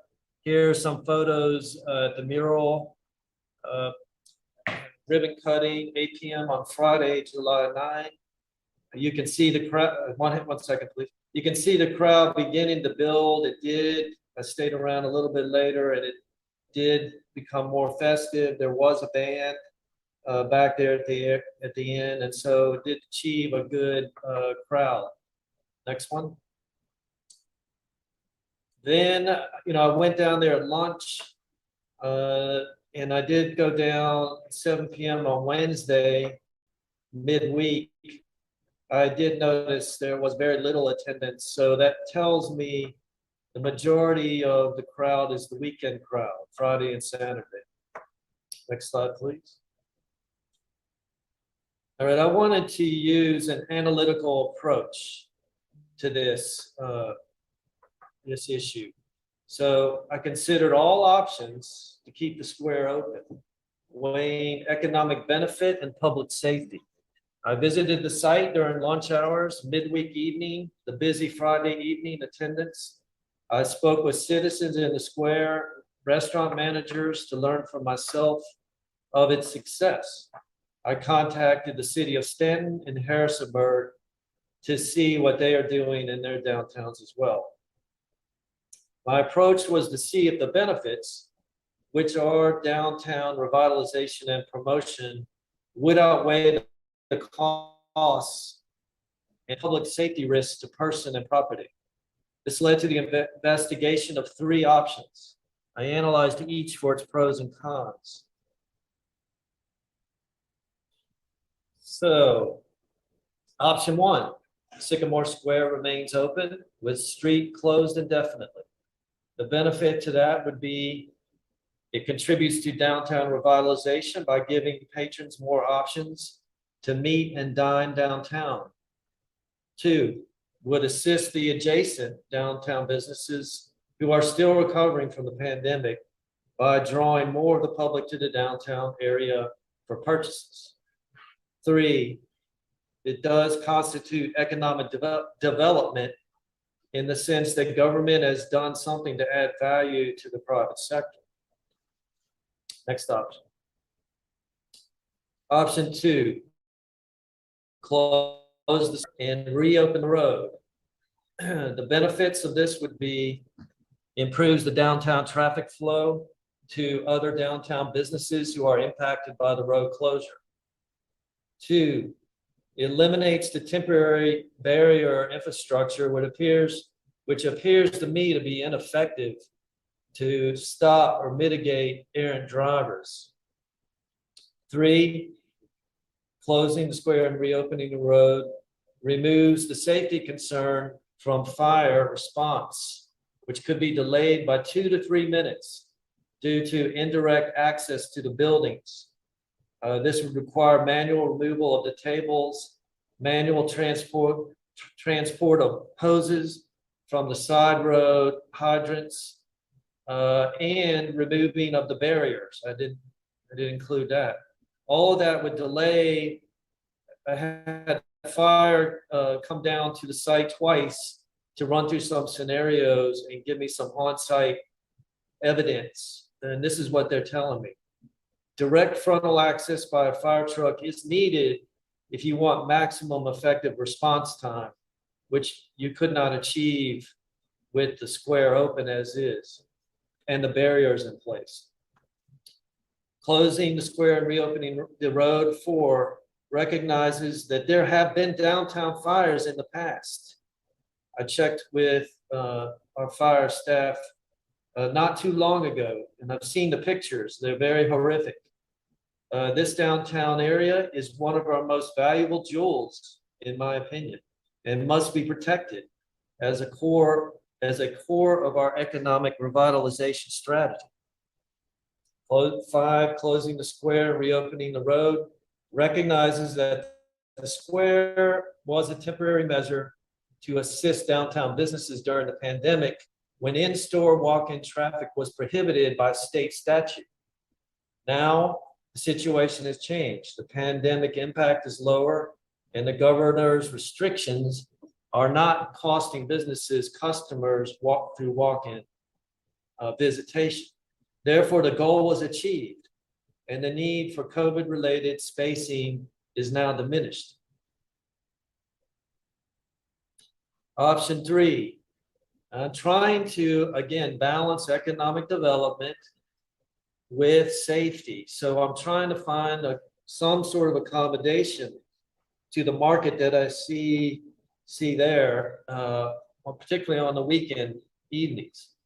So option 3 would be open the road, close the square, but relocate it to the adjacent vacant lot at the corner of Sycamore Bolingbrook. I hope I spelled that right. The benefit of that would be, as I mentioned, road access open for improved traffic flow through the downtown, affecting positively all downtown businesses, not just those benefiting positively adjacent to the square.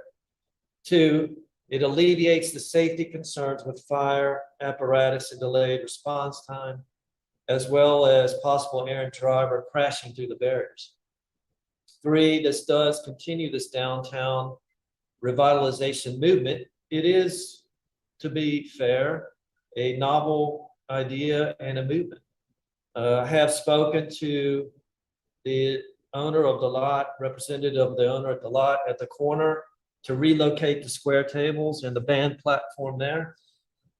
The initial discussion was to include some surface, subsurface improvement because the lot is too rough in its current state right now to render it useful. I think the improvement would fall squarely in my interpretation of the new ARPA funds that we have and will have. I am in discussion with and staff with ABC permitting to see if the lot can be permitted for alcohol. There is a possibility it may not be because the ABC permits are tied to the adjacent restaurants so they can monitor and control alcohol service. It may require to allow alcohol, a special commercial special event permit, which has a limited number, I think of only 12 per year, which would mean just one a month. If alcohol is not allowed, then we would just lease the space, improve it, and allow patrons still to use the location for carry-out food and non-alcohol items. You know, this brings us to other ideas. This was actually an idea from the police chief. Should we consider working with the Chamber of Commerce to a once a month, first Friday downtown special event if we're concerned about outdoor alcohol use? That's the events, what was it, Grapes and Hops seems to be successful. Perhaps we can, you know, once the road is reopened, just schedule these more on a month, one time a month basis is another option, thinking outside the box a little bit. Next slide, please. So those are the three options. Keep it open, close it, or close the square, relocate it. Here's a brief analysis. There's a balancing act between economic development and public safety. In my opinion, must place public safety at the premium, including protecting the public from accidents and our historic structures from damage, or nothing will exist to revitalize. The downtown is the focal point of revitalization in the downtown area. That's the core, as the symbolic heart of the community, out of which all other economic development activities flow. Should a fire occur there, even 1 minute may be critical to saving all the adjacent structures. A narrow 30-foot road will not support both a truck and tables mathematically. Is a 2 to 3 minute delay for manual relocation of hoses, removal of the barrier, removal of the tables by fire staff acceptable? Do we want to find out? This should not be an experiment with public safety. As this was a temporary measure, a pilot project, the right way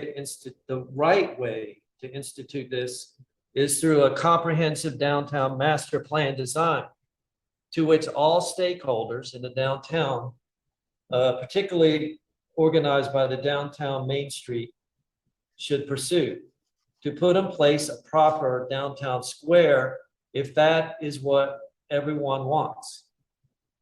Virginia Department of Housing and Community Development has such a planning grant available. We are in touch with them. The Petersburg Main Street is submitting a grant July 30 to develop a downtown plan. In this plan, everyone would have a voice in the design of the downtown. Next slide, please. All right, final slide. Therefore, my recommendation is option 3. Open the road, try to relocate the square to the corner lot for the reasons stated above. Let's pause, reevaluate this pilot project's success, and to a degree, it had some success. But it also had some other consequences, not quite as successful. Then we can go forward and do it the right way. Spoken to Stanton and Harrisonburg cities, and they're using this approach as well. The right way, in my opinion, is a downtown master plan in collaboration with Petersburg Main Street and all the downtown owners and stakeholders to develop the right vision and design. Then we build in the right infrastructure for safety, access, and space. Parking was mentioned earlier. We design it. You know, we don't let the pandemic determine the design. We step back, pause, and have a professional come in and organize with a professional design. A Virginia Department of Housing and Community Development Design Grant is available, and I propose we work with Downtown Main Street to apply. They're doing the grant writing themselves. Should the ABC agency not allow alcohol at the lot, I just suggest we, open it for seating for folks who just want to sit outside. That does add to their experience. And then we work with Main Street and the Chamber of Commerce to see if we can't do more, build on this idea. How do we bring more folks downtown to meet each other? I mean, it is a benefit to the community to have this outlet for folks to come and meet, talk, have a drink or so. Maybe we can pursue another route through a First Friday event if there's no alcohol allowed at the lot. Okay, so those are my recommendations. Now let me finally, while I believe, Mr. Williams and I've discussed this, I have the authority to select this option. Obviously, I work at your pleasure. I prefer to inform you of my intention and these reasons and justification, and then just see if we have some consensus with an option. Thank you. Thank you for the presentation, Mr. Terrell. Next, we go to questions from members of council. Councilman Cupper. Thank you, Mr. Mayor, and thank you, Mr. Terrell. Two comments on Mr. Terrell's recommendations and presentation. One, I thank him for his methodical and thoughtful analysis. I believe he's done a masterful job of that in presenting up the options to us. Second thing, I prefer option 2, that is remove the square and not rent anything on the corner of Bolingbrook and North Sycamore. I think something rented on the corner of Bolingbrook and North Sycamore will benefit very few. I understand the city manager's comments about public safety, and I hope that with passage of time and more analysis, we might revisit the Sycamore Square. But for now, we don't have that analysis. We don't have that alternative. I like the other components of the city manager's recommendation very much. The only change I would suggest is that we substitute option 2 for option 3. I say that because Andrade's already has a terraced dining area. Raging Cajun already has a terraced dining area. Tremonto's already has a terraced dining area. And those are the major, I think, beneficiaries of the square. That leaves long streets, and they have a very large interior space. So again, as the city manager pointed out, like so many things in life, there are pluses and minuses to each option that we look at. But in my view, option 2 is the preferred. So I would suggest that we encourage the city manager to pursue his recommendations, substituting option 2 for option 3. I thank the city manager for recognizing that this is within his authority. He does not have to bring this to us, but at the same time, he recognizes that this is an important issue and consequently has sought our input. And I think that's a great sign for the kind of work and relationship that this city council is going to have with this city manager. Thank you very much, Mr. Mayor. Okay, thank you. All right, next.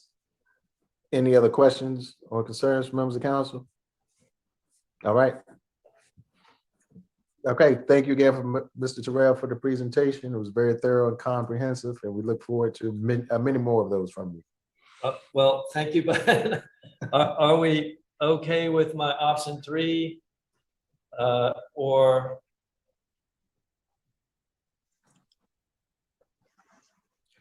Councilman Cuthbert, you want to weigh in?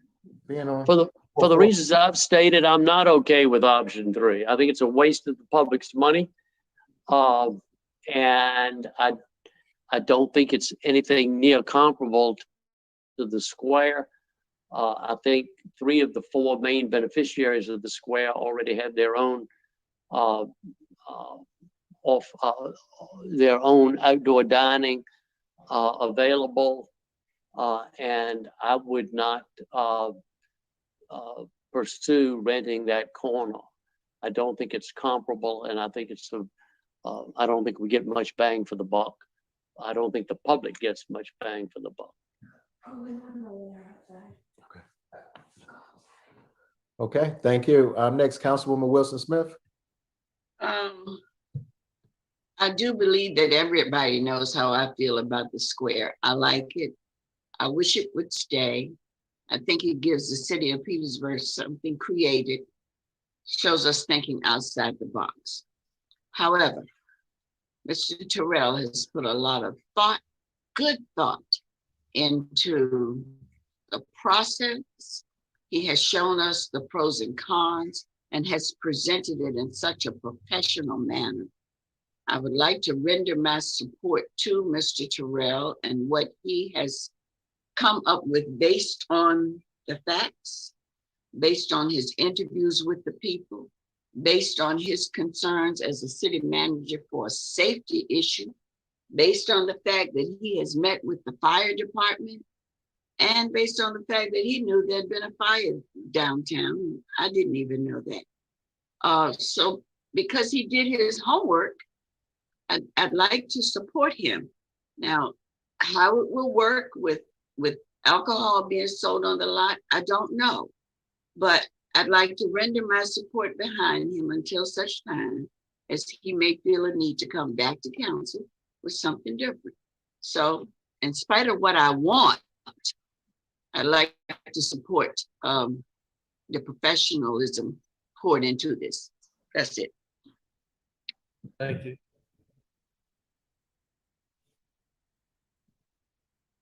Okay.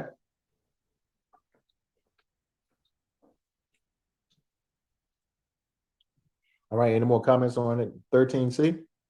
Mr. Mayor, yes. I do have some thoughts on it, but I'm gonna abstain, being that I'll be back either way, but I appreciate the city manager's thought and his research that goes into this, so I'll be fine either way. But I'm gonna have a conversation. It's being that my business is down here, so I don't want to tilt it one way or another. But thank you, Mr. Terrell, for your input. We really appreciate you researching, coming up with this now. So I know you'll come up with the right solution for the city of Petersburg citizens and the business. Thank you. Thank you. All right, Councilman Cuthbert. I think the city manager has asked us for some guidance on expression of preference as to option 2 versus option 3. I've spoken my reasons. I appreciate the city manager's request for guidance, and I think he and I would like to hear what the other members of council have to say about option 2, which is not renting that lot at the corner. versus option 3, which involves renting the lot at the corner? From my standpoint, Councilman Coverdorf, I know you have more of the pulse of your constituents down there. So the meetings I had with those businesses there that just weren't restaurants, but was all type of businesses. I would like to get whatever type of feedback they think, because they really had a strong passion for the square, and the square has been good. So I'm willing to do whatever is beneficial for Ward 4 down there in Old Town.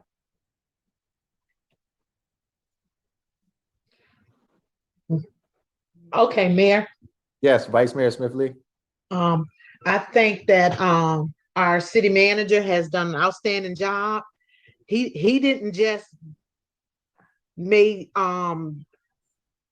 got those options and went through his presentations on feelings. He did his research. He talked to people. He talked to the fire department, the police department. And so I am going to go with the recommendation coming from the city manager on option 3. Okay, thank you. All right, Mr. Williams. Yes, Mr. Mayor, and it seems like it's hinging on the rental of that lot. I think everyone seems to be in consensus that the manager reopening Sycamore Street is the right thing to do. And so what I would suggest is, in order for him to rent that lot, it is going to have to come back in front of council. He's going to have to get your authorization to execute the lease, and you're going to have an appropriation. So perhaps at this time, the guidance is, yes, reopen Sycamore Street, come back to us with what you're proposing on the lot, and then council will make its determination, because that is something that council would vote on, the lease of that lot and the appropriation of the funds. But I think everybody sounds like they're in agreement that that street needs to be reopened. Mr. Mayor. Yes, Councilman Myers. As I have discussed in the past, it is not the onus of the council. The council did not close the street. And I asked that the administration make a decision with respect to the outcome of this decision. Councilman Hill is at a disadvantage because he's down there and it conflicts with his business, and he's on city council. He should not be asked how to make a decision, basically. The decision came from the administration based on the need during COVID-19. And as far as I'm concerned, the administration needs to make a decision without the involvement of the city council, and to make a decision other than, if you're going to utilize the space there for rent, then bring that back to city council. As Mr. Cuthbert has suggested, that why is there a need to expend citizens' monies and taxpayers' dollars to do so? And as we have seen displayed, there have been limited use in that particular area during the course of the week. And I believe when Mr. Terrell was down and took his pictures, it was Friday for the Arts, when our streets are full during that particular time, every second Friday of the month. So there is minimal use. Where I am not going to provide a decision or assist in providing a decision with respect to the outcome of this situation, I'm going to lay it on the line, is that it is not on city council to make this decision, other than if he feels that having this additional lot or area supported and rented by the taxpayers' dollars, that it comes back to us and we move to approve it at his recommendation, not the council's. Thank you very much. That's fine. So there's really 2 parts to this. The first part is reopening the road, closing the square, which I'm prepared to do. And I will write a letter and send out to everybody about the time frame on that. But I think I hear you. I'm going to go ahead and just see what the terms are for that lot. I would like to offer that alternative, and then I'll bring it back to you for further discussion. Okay, thank you. All right, next we'll move on to item 14A, new business, consideration for the appropriation of a Virginia Foundation for Healthy Youth Grant in the amount of $30,000. Second reading. That's from Mr. Crocker.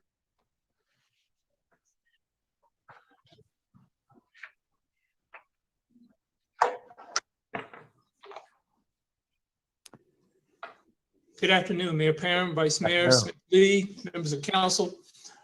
Thank you for this opportunity to present this Healthy Youth Grant from the Virginia Foundation for Healthy Youth. This is our 4th year. We are fairly guaranteed that we'll get it for 5 years, and we're in the 4th year of that grant process. I'd like to turn a presentation just to give you an update on this program to a newly hired HCAT coordinator, Mrs. Fancy Terrell, and she will provide you with an update on this program. So Garrett, if you could let Ms. Terrell in and start the presentation.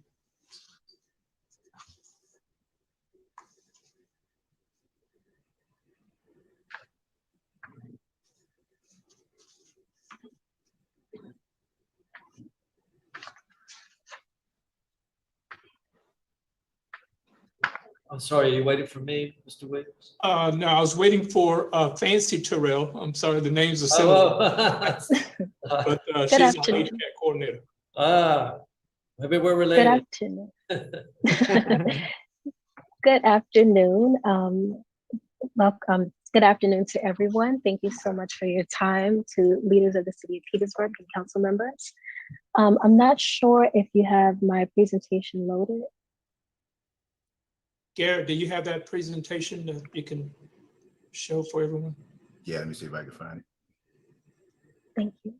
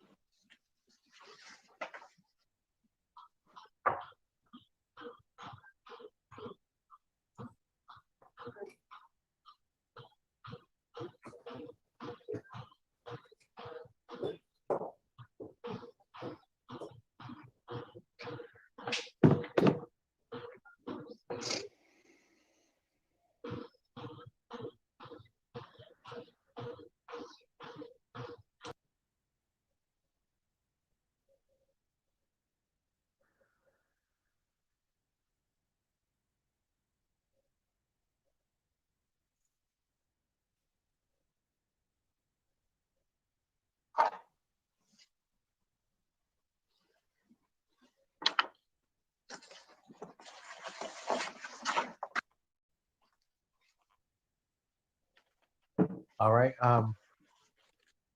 If we don't have a presentation, I know for the sake of time, I think council is going to approve this, so we don't. Okay. Okay, so at this time I entertain a motion to approve. So move, Mr. Mayor. All right. Second. Second, all right. Second, third, and fourth. All right. Madam Clerk, please call the roll.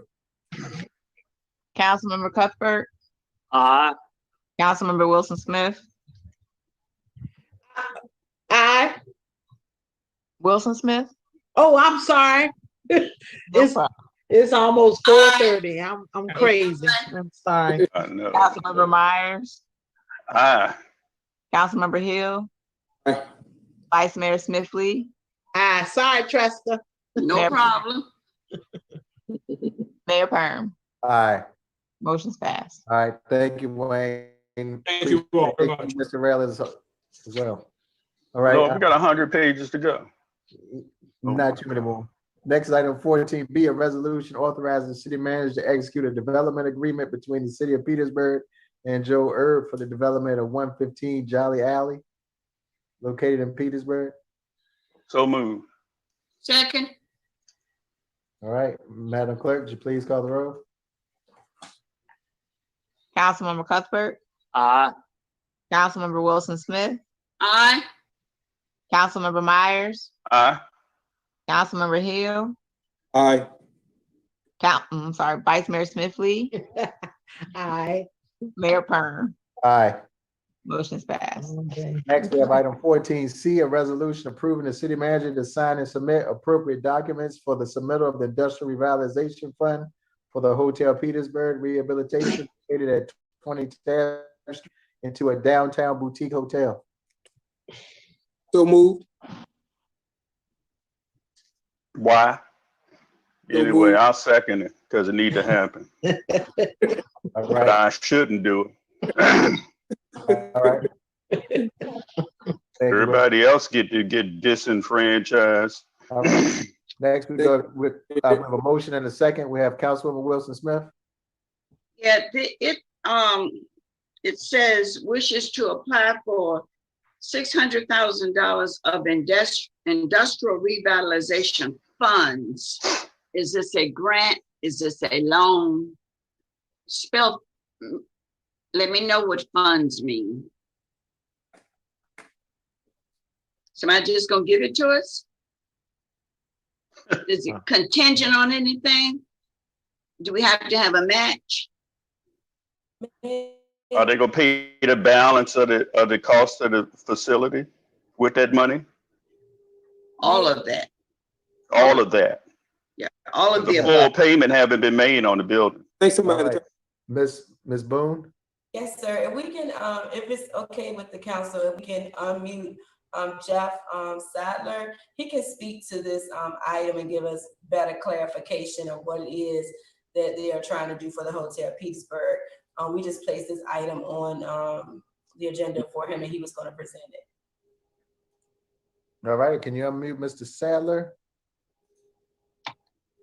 Answer that question.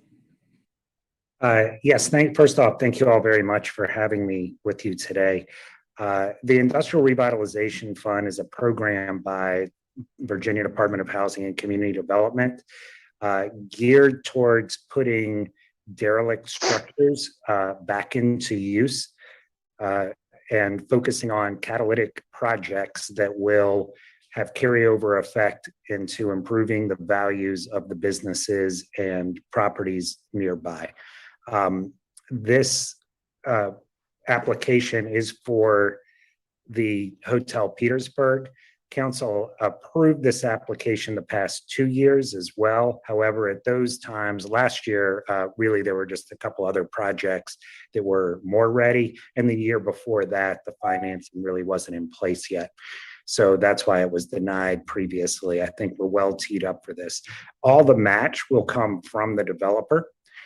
So there's no city match. However, this, in order to make sure that there are not multiple projects within a community, the city council has to approve a resolution to submit the application. So Petersburg has to be the applicant, even though it is for a specific project.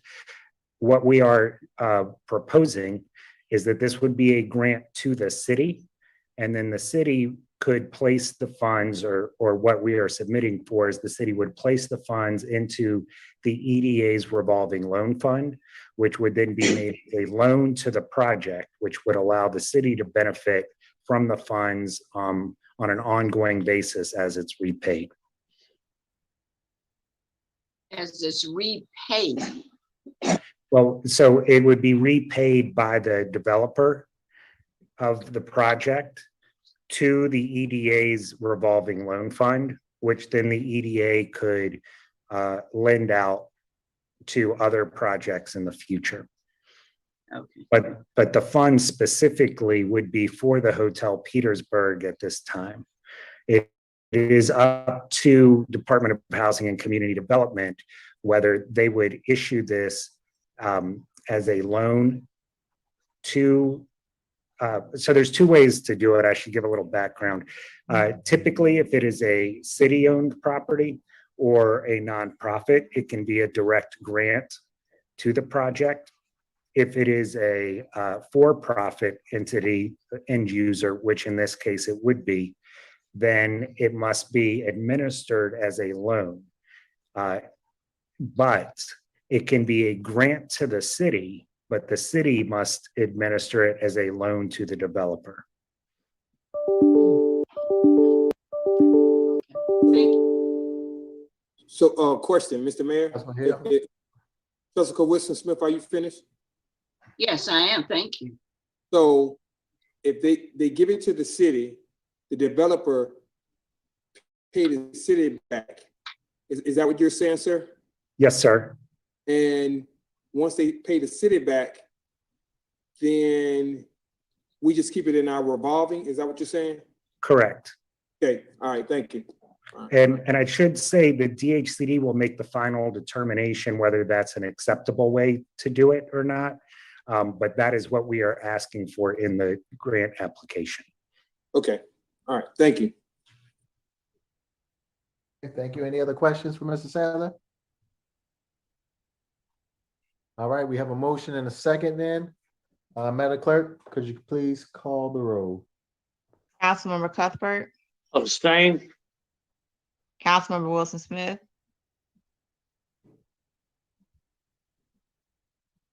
Aye. Did you hear me? yes. No. Okay. Councilmember Myers,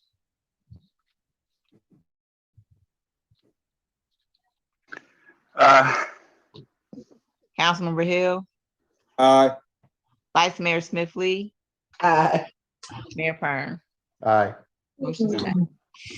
Next, item 5D, a resolution authorizing the city manager to execute a development agreement between the city of Petersburg and PB Petersburg Owner LLC for the development of 19 vacant city-owned parcels located in Petersburg, Virginia. So move. Second. Motion and a second. Madam Clerk, would you please call the roll? Councilmember Cuthbert, Mr. Mayor, you can accept public comments on the resolution. Yeah. Yeah, let's open the floor for a public comment.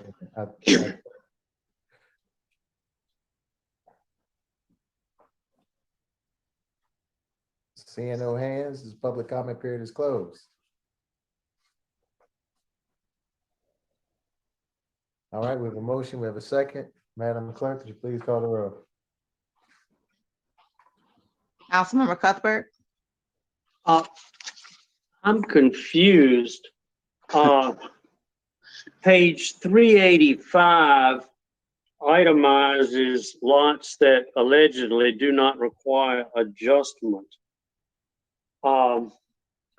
And Maple Lane or Street is not listed there. Where is Maple Lane or Street listed in any of these itemizations? The agenda item refers to Maple, and yet the itemization does not contain a reference to Maple. At least I can't find it. But if you look at the cover sheet or the first page of 14D, which is 373, there's a 205 Maple Street listed. And yet, when you get over to 385, there's no Maple Street listed. And I don't see where Maple Street appears. I suspect I'm overlooking something, but I'd like somebody to point out where it is that I'm overlooking.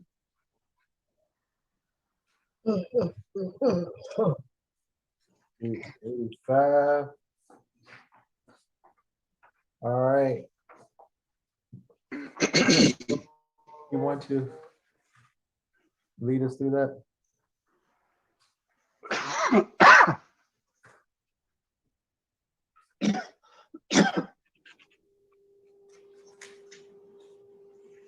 What I can remember, there used to be a Maple Street in Petersburg. Yeah.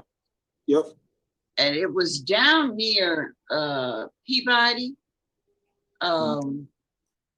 Used to be a Federal Street, a Maple Street, a couple other streets down in that section. Federal Street was closed off. I think Maple Street was too. I think now. So if Maple Street was here in my days, I don't know where we got it from in 2000. They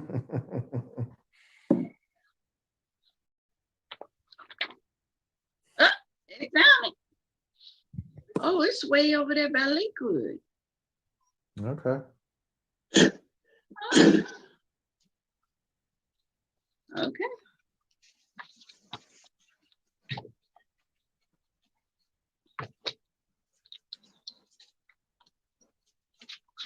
All right, any other questions? Well, how is Maple Street being treated? Is Maple Street one of these 19 or is it not? Does it require a so-called adjustment or not?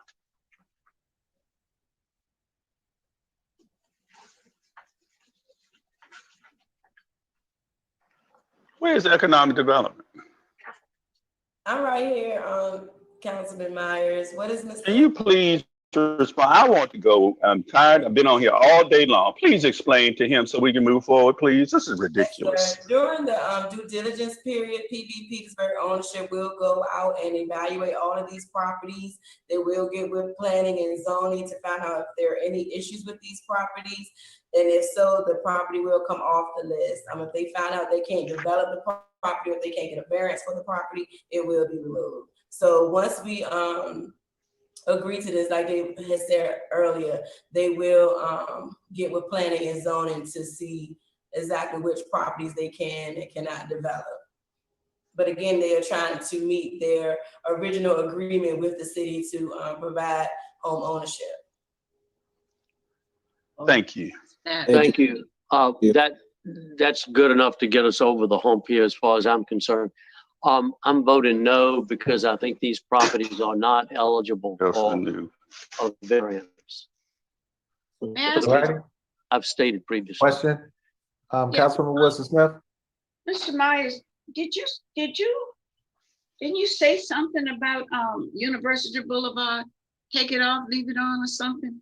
No, so I guess what we do on this motion, we probably have to go back and amend Councilwoman Wilson Smith. See, 351 through 23 is what they have on University Boulevard. And so it needs to be adjusted to say 351, 353, or 351 through 53. So if you want to do that to clarify the motion, who made the motion? Did I make the motion, Lord? It's been a long day, y'all. Lord have mercy. This motion made it. Huh? You made the motion. I made this one. You made this one? Who made the motion? Authorizing the city manager to execute the development agreement. Councilmember Myers made the motion. Yeah, I thought I did. So I think I said so move, but with the amendment of 351-23 University Boulevard to read 351-53 University Boulevard. That's the amended motion. Okay, and this was the same one. I'm trying not to be confused between the two entities.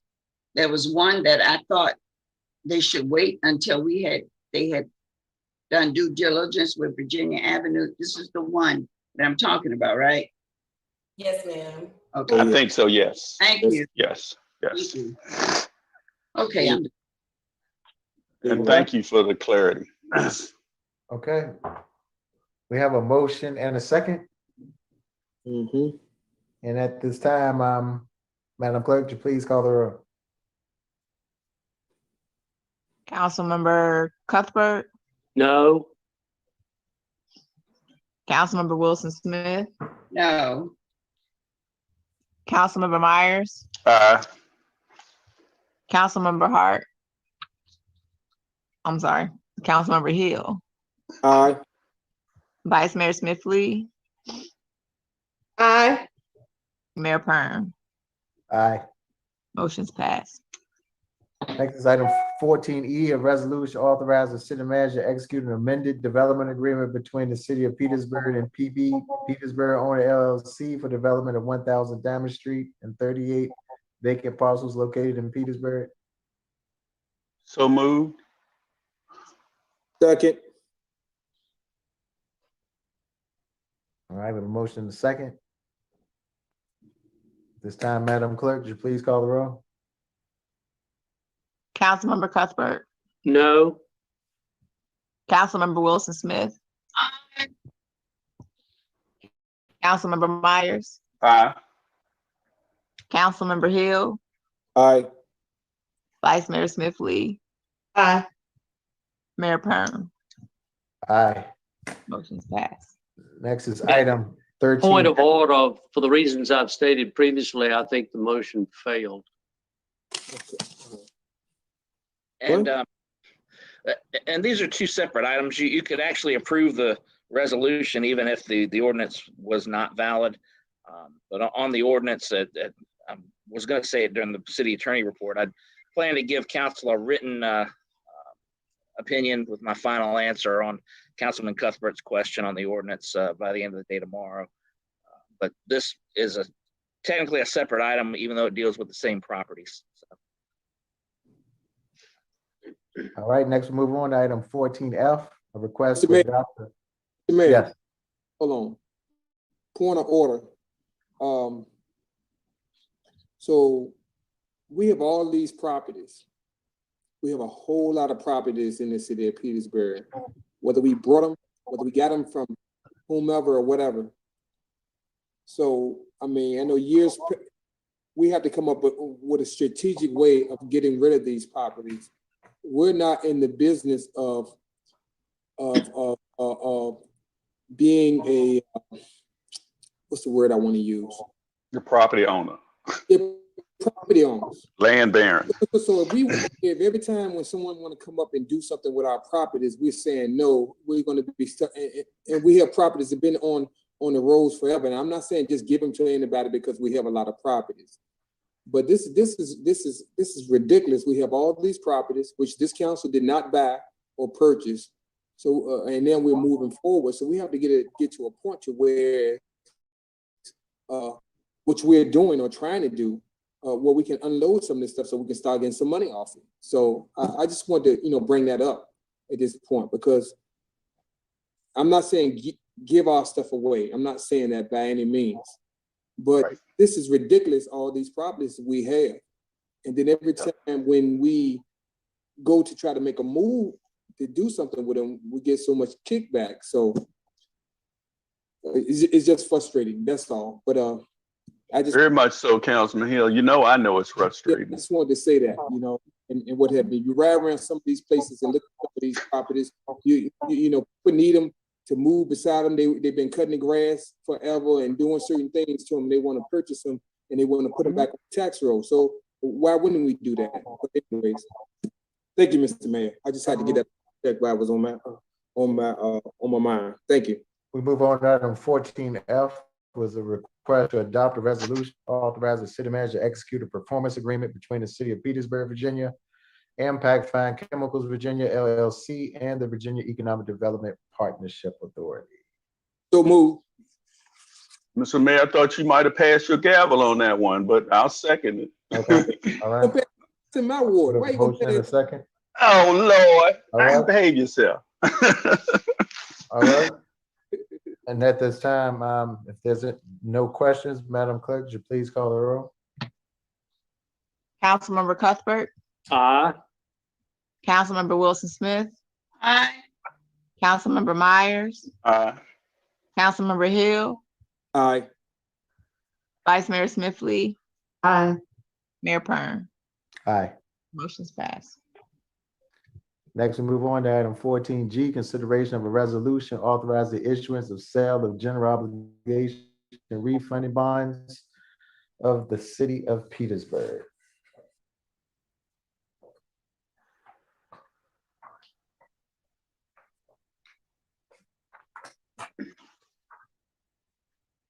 From Mr. Robert Floyd.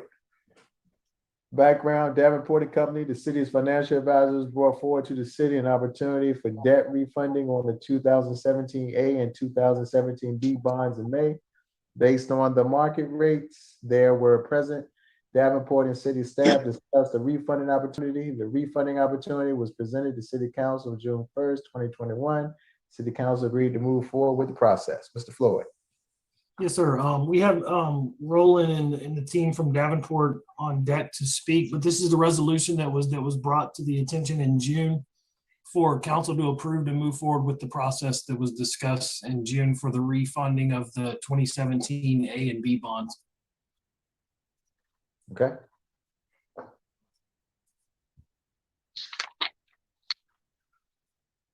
Mayor Parham, and members Yes, of Mr. council, can you hear me? Yes, we can hear you. How you doing? Okay, great. Good, good. I hope you're all doing well today as well. We also have representatives from Sam Anderson, Dan Siegel, and Jesse Dowd, who are your bond counsel. But this is the resolution that we had discussed that would authorize the refinancing as we presented back in June. Effectively, this is a refinancing that was brought to your attention and kind of presented based on market conditions of the, and it's a refinancing of the 2017 A and 2017 B bonds. And again, I think some of the key points really that allow this refinancing to be so beneficial for the city is that effectively the market conditions have held in there and held firm for us of late. So the savings are still in about the $3 million level. In total, about $142,000 per year on average, beginning as early as FY 2022. But really, what the ability to undertake this refinancing is a testament to the benefit of the city's leadership, elected leadership, and city staff and management team in really getting the city back on sound financial footing. With structurally balanced budgets, really significantly improved fund balance and liquidity, which allows for the elimination of revenue anticipation notes, and really, the 3 credit rating upgrades, getting the city to its current status of BBB+ with a positive outlook. We think those really all combined together have provided the city this opportunity to really save money and take advantage of market conditions to issue these refunding bonds. This refunding bonds, as we talked about, in the $3 million plus range right now in the current market, still in that range when we look at it, and that's net of all issuance costs. So this is after all costs have been factored in. If we look at, we also provided some sensitivity analyses back in June. When we did this, we wanted to just give a perspective of what markets can do potentially in terms of movements. But the thing I'd like to point out is that 8.7% present value savings, and even when that present value savings gets a little bit reduced to the 6.3% or even 4%, we're still exceeding the Commonwealth of Virginia and industry standard benchmarks of the 3% present value savings. So it's still a very attractive transaction. This resolution authorizes the city to undertake this refunding and really establishes the parameters and the provisions by which the bonds would be implemented. Last couple of key observations, with respect to this refinancing, it does allow for the elimination of the current debt service reserve fund that's in existence. That helps the savings cash flows and also simplifies the payment structure for the city. We're continuing to look at bond insurance potentially. From that standpoint, if that works, it may be more beneficial, but right now the break-even is slightly around $70,000. And lastly, we did a little bit of a break-even analysis. That is to say, if we waited to do this refinancing and what we call was subject to market or interest rate movement, it would take very little interest rate movement to essentially. No, the meeting is not over and you were on the camera because you. The savings where we're at today. But so with that, reminder of that presentation, kind of brief review. The resolution here under consideration would allow the city to go ahead and implement the refinancing and especially take advantage of the savings. With that, I'd open it up to any questions to me or perhaps with with Dan Siegel. And you can see as on the screen there, we're still along that time frame, a little bit delayed because we're now July 20th, but we anticipate the schedule to allow for the transaction and refinancing to close by about mid-September. So just a little bit late, but not significant. Okay, thank you, Mr. Cooch. All right, I'll entertain a motion to approve the resolution of the issuance and sale of gold refunding bonds of the city of Petersburg. So moved. Second. There was a motion and a second. All right, at this time, I open up the floor for any public comment on this, on the resolution. Seeing no hands, this public comment period is closed. All right, Madam Clerk, could you please call the roll? Councilmember Cuthbert, Aye. Councilmember Wilson Smith, Aye. Councilmember Myers, Aye. Councilmember Hill, Aye. Vice Mayor Smith Lee, Aye. Mayor Kern. Aye. Motion's passed. All right, thank you, Ms. Cooch and the team at Davenport. Mr. Floyd, appreciate you. Thank you for all you do for us. Thank you very much. Bye-bye. All right. Next, we have consideration of appointing Stuart Tyrell as primary to the Appomattox River Water Authority Board. So moved. Second. Can we do a substitute motion, please? Sure, Councilman Wilson Smith. I'd like to make a substitute motion to appoint our city manager, Mr. Stuart Terrell, to the Appomattox River Water Authority Board, to the South Central Wastewater Treatment Authority Board, to the Riverside Regional Jail Authority, and to the Petersburg Area Regional Tourism Board. Second. Wonderful. She Motion. thinking second. like we are. Yes. Kill it Madam all Clerk. at one time. Madam Clerk, could you please call the roll? Councilmember Cuthbert, Aye. Councilmember Wilson Smith, Aye. Councilmember Myers, Aye. Councilmember Hill, Aye. Vice Mayor Smith Lee, Aye. Mayor Kern. Aye. Motion's passed. Done. All right, next we'll skip down to 14K, which is consideration of a resolution to accept American Rescue Plan Act funding first tranche. So move. Second. All right.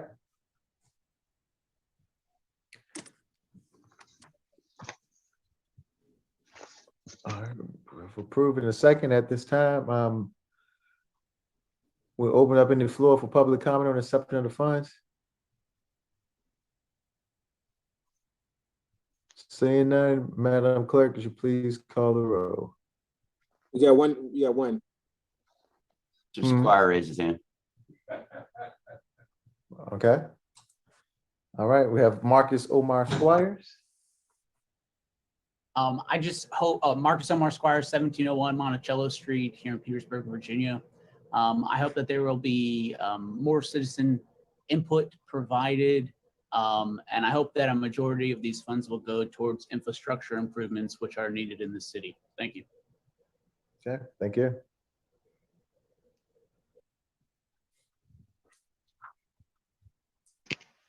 All right, seeing no more hands, we have Barb Rudolph just raised her hand. Ms. Rudolph? Thank you, Mayor Parham. This is Barb Rudolph, 1675 Mount Vernon Street. I think my comment would be similar to Mr. Squires. I hope that you all will entertain the possibility of getting input from citizens on this. I see it being done other places, and perhaps I can look at some of the examples and share them with you just for idea generation, because it's a lot of money and it's very it could be very impactful. I don't even want to say what it should go for. I don't even have an idea in my head, but I know that some amount of money totaling almost $21 million is a huge windfall, and it really represents a lot of possibilities for the city to address things that you haven't been able to do. So please consider us. Thank you.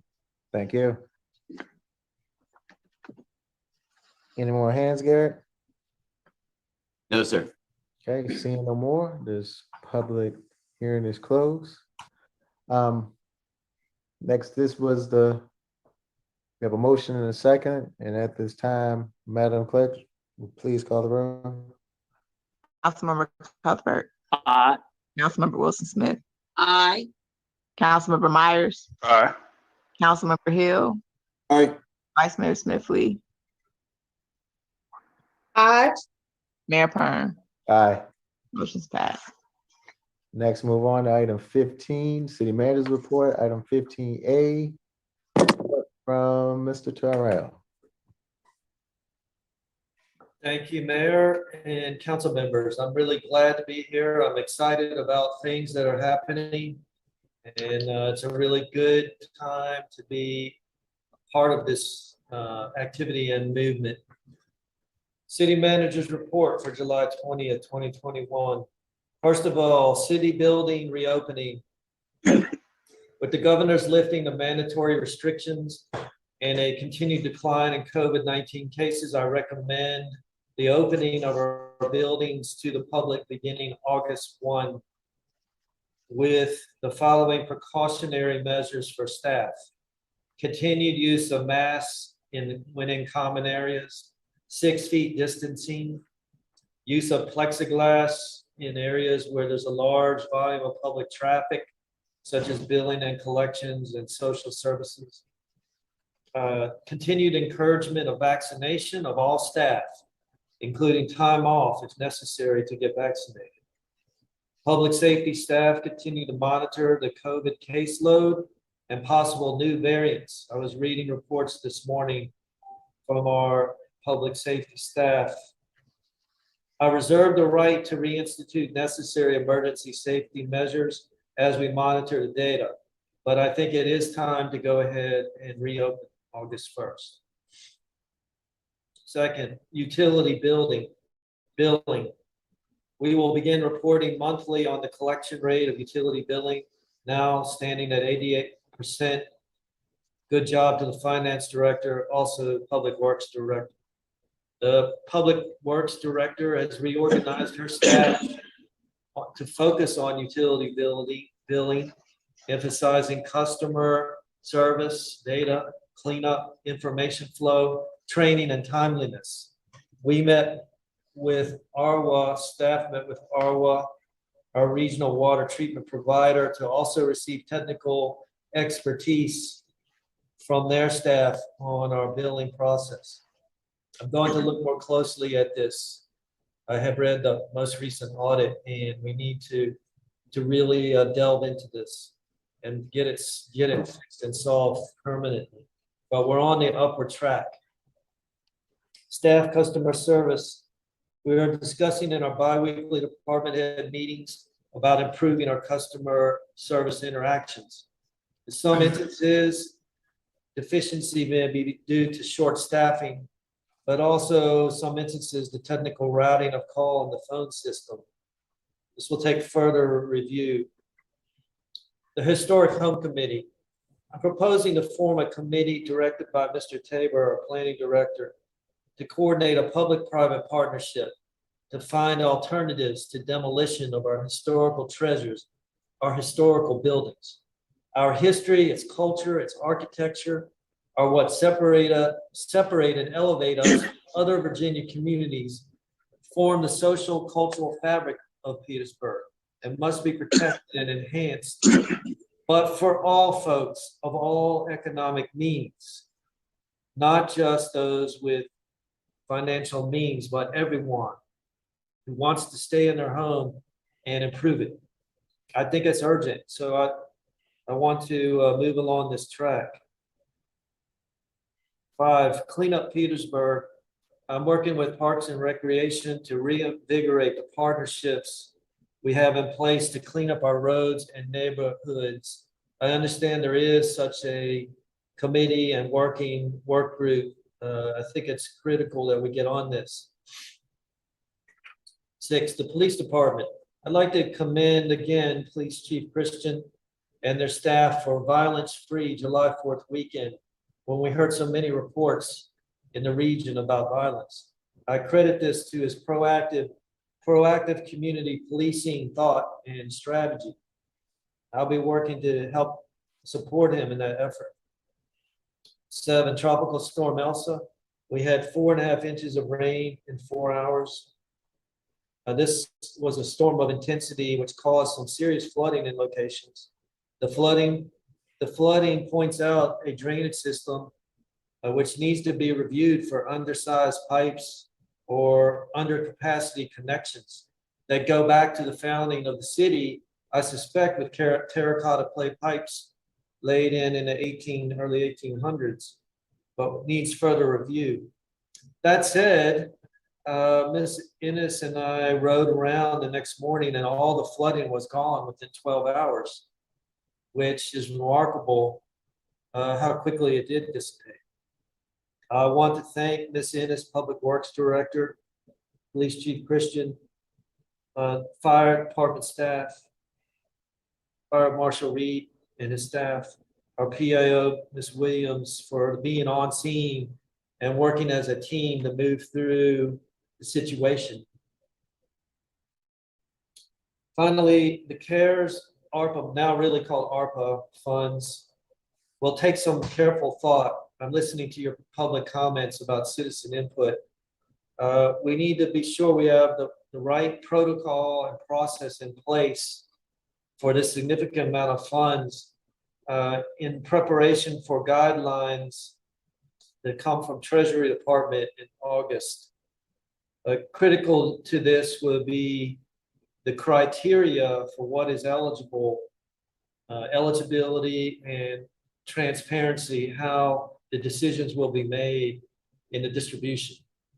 But I will pledge to you to put in some thought with our staff on making sure that process runs smoothly. Thank you. That concludes my report.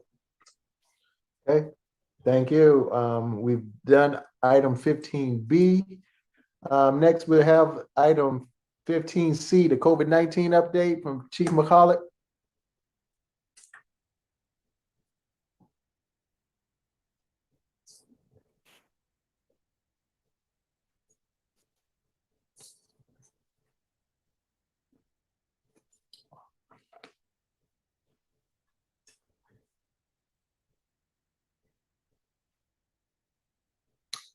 While he's coming online, I did receive his report, and we've been in communication, which some of the data I'm using, well, his data I'm using for the building reopening. His most recent report said there is a slight uptick in cases, COVID cases, but last week, the data he submitted showed 0 cases. So there we go. Go over a little bit. New cases. The report I saw, new cases was very minimal. I can't see it with everyone's screen, but if you go over to the right, the 7-day average in the whole Crater District was 1. If you go up 1 column, you can't see. Petersburg, there we go. You see positivity rate, yes, 2.6%, but new cases in the last 7 days were 0, hospitalization 0, deaths 0. So I'm going to be watching this as the buildings reopen, particularly as I get more information on the Delta variant and the region as a whole. And we'll be in contact should the situation change. I'll move quickly to implement other safety measures to protect everyone. I got unmuted now also. Mr. Mayor. Yes. After Chief McCulloch get done, I want to ask the city manager a question. All right, Chief McCulloch, you there? Yes, sir. Mayor Parham and members of council and Mr. Terrell, just to give you a quick update on our current numbers running in the city. Our positivity rate did go up a few points during the 4th of July holiday. We had 4 or 5 new cases, which bumped us up about 0.5%. those cases have started going away, so our positivity rate should continue to drop. You see our 7-day averages, as Mr. Terrell mentioned, we've been running 0 for the last week and a half, which is good. Statistics on cases, our number of cases have dropped a few since our last council meeting. Part of that is because the health department has started going back through the cases that were identified as Petersburg, finding that some were actually residents of surrounding localities, but we're still using Petersburg addresses. So that has dropped a few, and I'm really hoping that you'll continue to see that drop. Next slide.